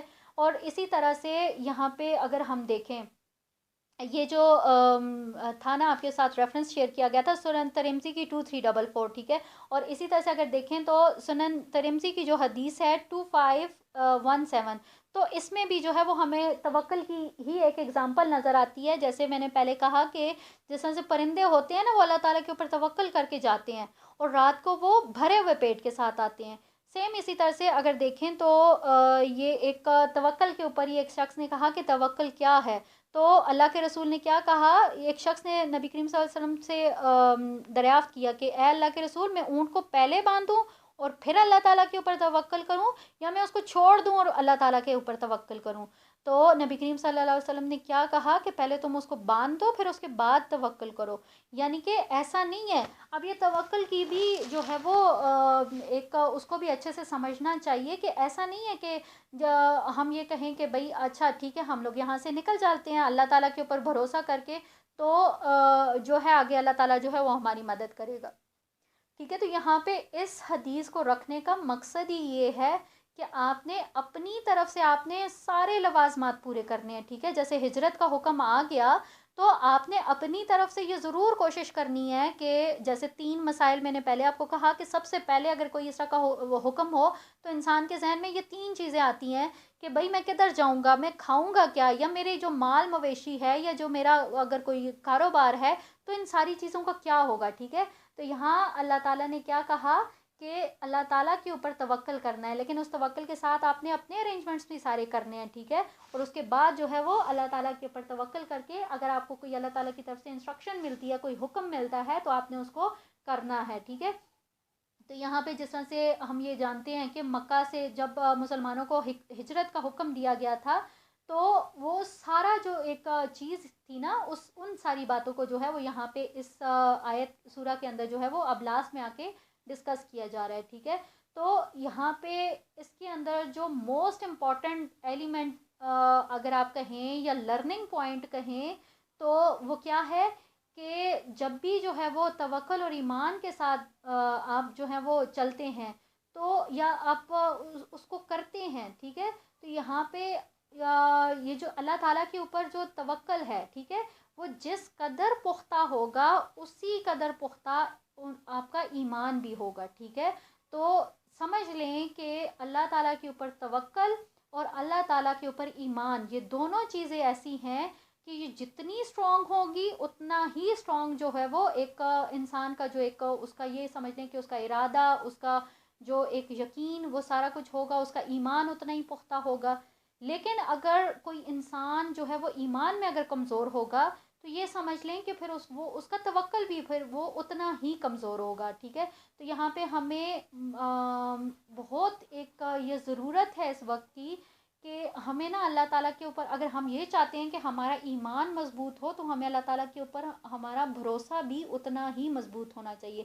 لیکن انفارچونیٹلی اگر سب سے پہلے میں کسی اور کی بات نہ کروں, میں اگر اپنی ہی بات کروں نا تو میں بھی اگر اپنے آپ کو کسی ایک ترازو میں کہتے ہیں نا جیسے کہ تولوں تو مجھے بھی یہی سب سے مطلب یہ چیز بہت ہی کم نظر آئے گی کہ اللہ تعالیٰ کے اوپر ہمارا ایمان جو ہے نا وہ توکل ہم اللہ تعالیٰ کے اوپر نہیں کر سکتے. ٹھیک ہے. مطلب جو لیول ہے توکل کا ہم اتنا کر نہیں پاتے, ہم وہ جو ایک باؤنڈری ہے نا ہم اس کو پہنچ نہیں سکتے ہیں. تو اللہ پاک سے دعا ہے کہ اللہ تعالیٰ ہمارے اندر جو ایک یقین ہے نا اس کو پختہ کر دے کہ جو حق ہے نا اللہ تعالیٰ کے اوپر یقین کا, اللہ تعالیٰ کے اوپر توکل کا, اللہ تعالیٰ جو ہے نا وہ ہمیں وہ یقین عطا کرے, وہ توکل عطا کرے کہ ہم اللہ تعالیٰ کی قدر اسی طرح سے کر سکیں جس طرح سے کرنے کا حق ہے. آمین ثم آمین. اب یہاں پہ دیکھیں اس آیت کے آخر میں کیا کہا کہ اللہ انہیں بھی رزق دیتا ہے وہ تو تم لوگوں کو بھی دے گا. यानी कि जिस तरह से अल्लाह ताला ने क्या कहा शुरू में कि कोई जानदार अपना रिस्क नहीं उठाए फिरता है, लेकिन फिर भी अल्लाह ताला उनको रिस्क देता है। तो जब उनको रिस्क देता है तो बिल्कुल टेंशन नहीं करनी, अल्लाह ताला तुम्हें भी रिस्क देगा। और अल्लाह ताला ने क्या कहा कि वह समीउल अलीम, अल्लाह ताला सुनने वाला भी है और अल्लाह ताला जानने वाला भी है। क्या मतलब हुआ इस बात का कि अल्लाह, अगर कोई अल्लाह ताला के साथ, अगर वो अल्लाह ताला के आगे कोई इल्तिजा करता है, कोई अपनी ज़रूरत पेश करता है, ठीक है, तो अल्लाह ताला जो है वो हर हाजतमंद की इल्तिजा को सुनता है, वो हर एक की ज़रूरत को वो पूरा करता है। उसे इल्म है अपने बंदे की एक एक चीज़ का, वो उसकी हर बात से, उसके ख़यालात से, उसके हालात से अल्लाह ताला बाखबर है, ठीक है। अल्लाह ताला को ये मालूम होता है कि मेरा कौन सा बंदा इस वक्त भूखा है, मेरा कौन सा बंदा जो है वो इस वक्त वो मोहताज है, उसको उसकी कोई ज़रूरत है, ये अल्लाह ताला को मालूम होता है, ठीक है। और फिर अल्लाह ताला को ये भी मालूम होता है कि मेरा कौन सा बंदा जो है वो मेरा वफ़ादार है, ठीक है। तो ये हर चीज़ जो है वो अल्लाह ताला जानता है। इसीलिए यहाँ पे क्या कहा गया कि वह समीउल अलीम, वो सुनने वाला भी है और वो जानने वाला भी है, ठीक है। तो यहाँ पे हमारे लिए एक चीज़ ये भी बहुत अहम होनी चाहिए कि जब हम ये कहते हैं कि अल्लाह ताला सुनने वाला है, अल्लाह ताला जानने वाला है, तो अल्लाह ताला, देखें, हम कहते हैं कि अल्लाह ताला, हम दुआएं करते हैं, अल्लाह ताला हमारी दुआएं नहीं सुनता, तो ये चीज़ हमें बहुत क्लियरली पता होनी चाहिए, ठीक है, कि अल्लाह ताला अगर कोई एक चूंटी है ना, तो अल्लाह ताला उसको भी जानता है। हमने ये एक रेफरेंस अब मेरे जहन में आ रहा है कि स्याह रात के अंदर चलने वाली, पत्थर के ऊपर चलने वाली चूंटी को भी जो है ना, अल्लाह ताला उसका भी इल्म रखता है। तो ये कैसे मुमकिन है कि अल्लाह ताला जो है वो, हमने अगर कोई दुआ की तो अल्लाह ताला ने वो अल्लाह ताला ने सुनी नहीं, ठीक है, क्योंकि अल्लाह ताला को ये भी तो मालूम होता है ना कि कौन अल्लाह ताला का वफ़ादार है, कौन अल्लाह ताला के साथ मुखलिस है, कौन अल्लाह ताला के ऊपर तवक्ल किए हुए है, ठीक है। तो ये भी चीज़ें जो हैं वो सारी की सारी अल्लाह ताला के इल्म में होती हैं। आयत नंबर 61 है, और ए नबी सल्लल्लाहु अलैहि वसल्लम, अगर ये आपसे पूछें कि किसने पैदा किया आसमान और ज़मीन को और किसने मुसख्खर किया सूरज और चाँद को, तो वो कहेंगे अल्लाह ताला ने। तो फिर ये लोग कहाँ से लौटाए जाते हैं? अब यहाँ पे देखें, दोबारा से जो है वो मुखातबत जो है वो मुशरिकीन की तरफ हो रही है, ठीक है। और समझाया किसको जा रहा है? मुसलमानों को। और ये जो हिजरत का हुक्म आ गया ना, तो यहाँ पे उन हिजरत करने वालों से मुखातबत हो रही है कि अगर तुम्हें यकीन नहीं आता है ना, तो फिर इन मुशरिकीन से पूछ लो।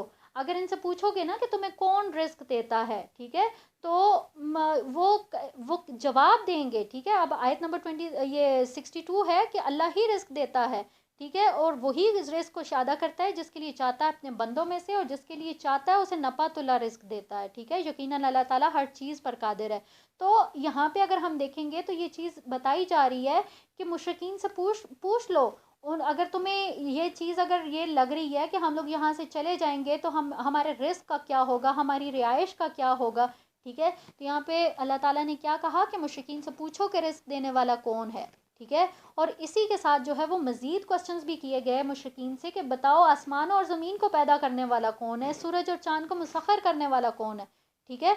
तो अल्हम्दुलिल्लाह ये बातें हमने बहुत पहले भी पढ़ी और अभी हमने अपने उसमें भी डिस्कस किया कि ज़मीन और चाँद और ये जो सारी चीज़ें हैं ना, ये अल्लाह ताला ने इंसान के लिए बनाई हैं, इंसान के लिए मुसख्खर किया। इन सारी चीज़ों को जो है वो अल्लाह ताला ने इंसान की खिदमत के ऊपर लगा दिया है, ठीक है। तो यहाँ पे जो है क्वेश्चन जो है वो यहूद से किया गया, मुशरिकीन से किया गया, तो उनका जवाब जब भी अगर कभी उनसे पूछा जाता था ना कि ये सारी चीज़ें, ज़मीन और आसमान को किसने पैदा किया, तो बिल्कुल बिना सोचे समझे वो यही कहते होते थे कि अल्लाह ताला ने उनको पैदा किया है, ठीक है।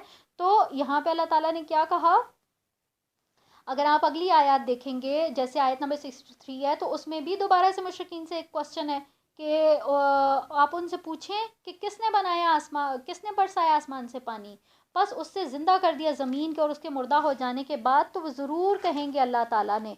तो आप कह दें कि कुल हम्द और कुल शुक्र जो है वो अल्लाह ताला के लिए ही है, लेकिन इसमें अक्सर लोग जो हैं वो काम नहीं, अकल से काम नहीं लेते। तो यहाँ पे अगर हम ये देखें तो ये जिस तरह से बताया गया है ना कि मुशरिकीन के जो अकीदा था, और फिर उसके बाद जब उनको ये सारी चीज़ें पता हैं, क्योंकि एक इंसान की, चाहे वो मुशरिक है, चाहे वो मुनाफिक है, चाहे वो यहूदी है, चाहे वो मुसलमान है, उसकी फितरत के अंदर तौहीद है, ठीक है, बाय बिल्ट उसके अंदर तौहीद जो है वो اس کے اندر اس کو رکھا گیا ہے، ٹھیک ہے، اس کی فطرت کے اندر. اسی لیے تو جب بھی اللہ تعالیٰ نے کیا کہا کہ مشرکین سے پوچھو کہ یہ زمین آسمان کو کس نے پیدا کیا ہے، ٹھیک ہے، اور ان کا جواب بھی دیا کہ وہ بلا ساختہ وہ کہیں گے اللہ تعالیٰ نے. تو اسی لیے پھر اسی چیز کو کنٹینیو کرتے ہوئے اللہ تعالیٰ نے کیا کہا کہ جب تمہیں یہ معلوم ہے کہ اللہ تعالیٰ نے یہ بنایا ہوا ہے تو پھر تم اللہ تعالیٰ کو چھوڑ کر کیوں در بدر کی ٹھوکریں کھاتے ہو؟ پھر تم کیوں جو ہے وہ لوگوں کے آگے جا کے وہ ہاتھ پھیلاتے ہو؟ کیوں ان بتوں کو اللہ تعالیٰ کے ساتھ شریک کرتے ہو؟ جب تمہیں یہ معلوم ہے کہ اللہ تعالیٰ زمین اور آسمان کا پیدا کرنے والا ہے، وہی تمہیں کھلاتا ہے، وہی تمہیں پلاتا ہے، ٹھیک ہے، زمین اور آسمان، سورج چاند سب کچھ اس نے بنایا ہوا ہے، رزق دیتا ہے وہ سب کو، ٹھیک ہے. تو پھر جب تمہاری اتنی بھی اوقات نہیں ہے کہ تم یہ جو تمہیں رزق دیا جا رہا ہے اس میں تم کوئی کمی بیشی کر سکو، ٹھیک ہے، تو پھر کیا چیز ہے کہ جو تمہیں اللہ تعالیٰ کی جو ایک اقرار ہے اس سے منع کرتی ہے، ٹھیک ہے. تو یہاں پہ کچھ بڑا ہی ایک سوالیہ قسم کا جو ہے انداز ہے اللہ تعالیٰ کا کہ جب ان کو پتہ ہے کہ ہر کام جو ہے وہ اللہ تعالیٰ کی حکمت کے تحت ہو رہا ہے، اس کے اشارے سے ہو رہا ہے، ٹھیک ہے، اس کے حکم سے ہو رہا ہے، اور ہر چیز کو جاننے کے باوجود بھی، اس کا علم ہونے کے باوجود بھی جو ہیں یہ مشرک لوگ جو ہیں وہ ادھر ادھر کی جو ٹھوکریں ہیں نا وہ کھا رہے ہوتے ہیں. یہاں پہ دیکھیں آیت نمبر 64 ہے، اور یہ دنیا کی زندگی تو کھیل اور تماشے کے سوا کچھ بھی نہیں ہے، اور آخرت کا گھر ہی اصل زندگی ہے، کاش کہ انہیں معلوم ہوتا. اب یہ جو بات ہے نا یہ اکثر ہی ہم اپنے ریفرنسز میں اس کو لے رہے ہوتے ہیں، ٹھیک ہے، کہ یہ جو دنیا کی زندگی ہے نا یہ کھیل تماشا ہے. اگر آپ اس بات کو دیکھیں تو بہت پہلے آپ کو یاد ہوگا کہ ہم نے اپنے اسکول لائف میں یہ چیز پڑھی تھی جس کو شیکسپیئر نے بڑا اس طرح سے بیان کیا تھا کہ یہ جو دنیا کی زندگی ہے نا اس نے کیا کہا، یہ ایک سٹیج ہے، ایک سٹیج ڈرامہ ہے، ٹھیک ہے، اور ہر شخص اپنے اپنے ٹائم کے اوپر آتا ہے، اپنا جو کیریکٹر ہوتا ہے وہ اس کو نبھاتا ہے، اس کو ادا کرتا ہے اور پھر وہ چلا جاتا ہے، ٹھیک ہے. تو وہ جو اس نے اس کو تشبیہ دی تھی نا تو اصل دنیا کی حقیقت بھی یہی ہے، ٹھیک ہے، کہ ایک سٹیج ہے اور اس کے اوپر ہر کوئی جو ہے نا وہ اپنے اپنے ٹائم پہ آ رہا ہے، جا رہا ہے، اپنا رول نبھا رہا ہے، اور پھر اس کے بعد جب اس کا ٹائم ختم ہو جاتا ہے تو وہ چلا جاتا ہے، ٹھیک ہے. اور اسی طرح سے اگر دیکھیں تو سلسلہ السیاح کی حدیث ہے 950، اور اسی طرح سے سلسلہ السیاح کی حدیث دوسری بھی 1387 ہے، ٹھیک ہے. تو یہاں پہ یہ جو دنیا کی حقیقت ہے نا اس کو بیان کیا گیا ہے، ٹھیک ہے. نبی کریم صلی اللہ علیہ وسلم نے کیا کہا کہ یہ جو دنیا کی حقیقت ہے نا یہ صرف اتنی ہے کہ کوئی مسافر اس میں جیسے وہ آتا ہے نا، وہ کسی درخت کے نیچے آ کے لیٹتا ہے اور آرام کرتا ہے اور پھر وہ اس سے اٹھ کے چلا جاتا ہے، ٹھیک ہے. تو دنیا کی حقیقت اتنی ہی ہے، لیکن انفارچونیٹلی ہم نے اس کو بہت ہی کوئی بڑھا چڑھا کے اس کو سمجھ لیا کہ یہ دنیا ہی دنیا ہے، بس آخرت نہیں آنی. تو یہ ساری جو چیزیں ہیں نا ان دونوں ریفرنسز میں ہمیں دنیا کی حقیقت پتہ چلتی ہے، ٹھیک ہے. آخر میں کیا کہا گیا کہ اور یہ آخرت کا گھر ہی یقیناً اصل زندگی ہے، کاش انہیں معلوم ہوتا. اب یہ جو کاش ہے نا اس وقت مطلب اللہ تعالیٰ کی قرآن پاک میں ہمیں یہ نظر آ رہا ہے نا تو یہ ایک کیا ہے کہ مطلب ایک حسرت والا ایک نظر آ رہا ہے نا کہ کاش ان کو معلوم ہوتا. اب یہ جو کاش ہے نا یہ ابھی دنیا میں ہمیں نہیں سمجھ آتا، یہ آخرت میں جا کے ہمیں سمجھ آئے گا، اور اس وقت ہم کیا کہیں گے کہ کاش ہم نے اس وقت نا سمجھ لیا ہوتا کہ یہ دنیا کی جو حقیقت ہے یہ بالکل دنیا کی کوئی حقیقت نہیں ہے، دنیا کی زندگی کوئی زندگی نہیں ہے، بلکہ آخرت کی جو زندگی ہے نا وہی اصل زندگی ہے. تو یہ جو کاش ہے نا آخرت میں جا کے وہ ایز اے حسرت ہمارا نکلے گا. آیت نمبر 65 ہے. سو جب لوگ سوار ہوتے ہیں کشتی میں تو پکارتے ہیں اللہ کو اس کی اطاعت کو خالص کرتے ہوئے، پھر جب وہ انہیں نجات دے دیتا ہے خشکی کی طرف تو جبھی وہ شرک کرنے لگتے ہیں. اب یہ الحمدللہ یہ والے جو آیات ہیں نا اب سے آن ورڈز مطلب ٹل اینڈ، تو یہ ساری آیات ہم ایز اے ریفرنسز جو ہے نا ان کو ہم یوز کرتے رہے ہیں، ٹھیک ہے. تو یہ ہم نے بہت اچھے سے پڑھا تھا کہ جب اللہ تعالیٰ اگر کسی کو خشکی سے سمندر سے اٹھا کے خشکی میں دے دیتا ہے، وہاں تک پہنچا دیتا ہے، تو موت تو وہ اس کو خشکی پہ بھی دے سکتا ہے، ٹھیک ہے، لیکن وہاں پہ تو مصیبت کے وقت پہ وہ اللہ تعالیٰ کو پکارتے ہیں، لیکن جب وہ سکون میں آتے ہیں تو وہ شرک کرنے لگتے ہیں. تو بہت خوبصورتی سے اللہ تعالیٰ نے یہاں پہ یہ بات سمجھائی ہے. آیت 66 ہے تاکہ ناشکری کریں ان نعمتوں کی جو ہم نے انہیں عطا کر رکھی ہیں، اور تاکہ مزے اڑا لیں اور عنقریب انہیں معلوم ہو جائے گا بہت کلیئرلی مطلب اللہ تعالیٰ کیا کہہ رہے ہیں کہ یہ جو دنیا کی زندگی ہے نا، اس میں ابھی مزے اڑا لیں، ٹھیک ہے، لیکن عنقریب آپ لوگوں کو معلوم ہو جائے گا کہ یہ سب کچھ اس کی جو حقیقت ہے وہ کیا تھی. تو یہ یہاں پہ مخاطبت مشرکین سے ہو رہی ہے، لیکن تعویل عام میں اگر دیکھیں تو یہ ہمارے اوپر، ہمارے لیے بھی ہے یہ ساری انسٹرکشن، کہ ابھی ہم دنیا کی زندگی میں مست ہیں، ہم انجوائے کر رہے ہیں ہر چیز کو، لیکن عنقریب ہمیں بھی معلوم ہو جائے گا کہ اصل جو زندگی تھی نا وہ کیا ہے. آیت 67 ہے، کیا یہ لوگ نہیں دیکھتے کہ ہم نے حرم کو امن کی جگہ بنا دیا ہے. یہاں پہ اگر دیکھیں تو یہ جو ہم نے پڑھا تھا حرم کی حرمت کے حوالے سے، الحمدللہ یہ بھی ہم بہت اچھے سے پڑھ چکے کہ جو حرم ہے، یہ جو مطلب پورا ہی اگر اس کو کہیں مکہ کو، تو اس کے بہت زیادہ حرمت تھی. اب یہ جس وقت کی بات کی جا رہی ہے تو اس میں کیا ہوتا تھا کہ بہت مطلب انارکی والا ایک سسٹم تھا نا، اتنی غنڈہ گردی اور لوٹ مار قتل و غارت یہ اتنا عام تھا اس وقت عرب میں کہ کوئی امیجن بھی نہیں کر سکتا. لیکن ان ساری چیزوں کے باوجود آپ اگر دیکھیں حرم کے ارد گرد جو ایریا تھا اس کو اللہ تعالیٰ نے بہت امن والا قرار دیا تھا. اور ہم نے بہت ساری احادیث میں بھی یہ دیکھا تھا کہ حرم کی جو حرمت ہے وہ بھی ہم نے دیکھی تھی کہ یہاں پہ شکار نہیں کیا جا سکتا، یہاں پہ درخت کو نہیں کاٹا جا سکتا. الحمدللہ یہ بہت ڈیٹیل سے ہم نے یہ ساری باتیں پڑھی ہیں. تو یہ اس ساری وہ جو ایک اس کی جو ایک امپورٹنس ہے نا وہ یہاں پہ بتائی جا رہی ہے. اور قریش کو یہ سمجھایا جا رہا ہے، اہل مکہ کو یہ سمجھایا جا رہا ہے کہ تم لوگ خوب اچھی طرح سے جانتے ہو کہ ہم نے اس حرم کو جو ہے وہ امن والی جگہ بنایا ہوا ہے.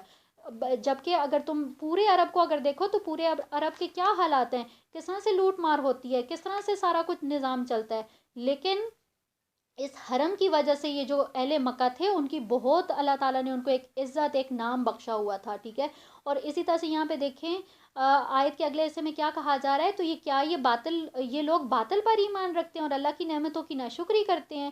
اور اس شخص سے بڑا ظالم کون ہوگا جس نے اللہ پر جھوٹ گھڑ لیا، یا جس نے حق کو جھٹلا دیا جب اس کے پاس حق آیا.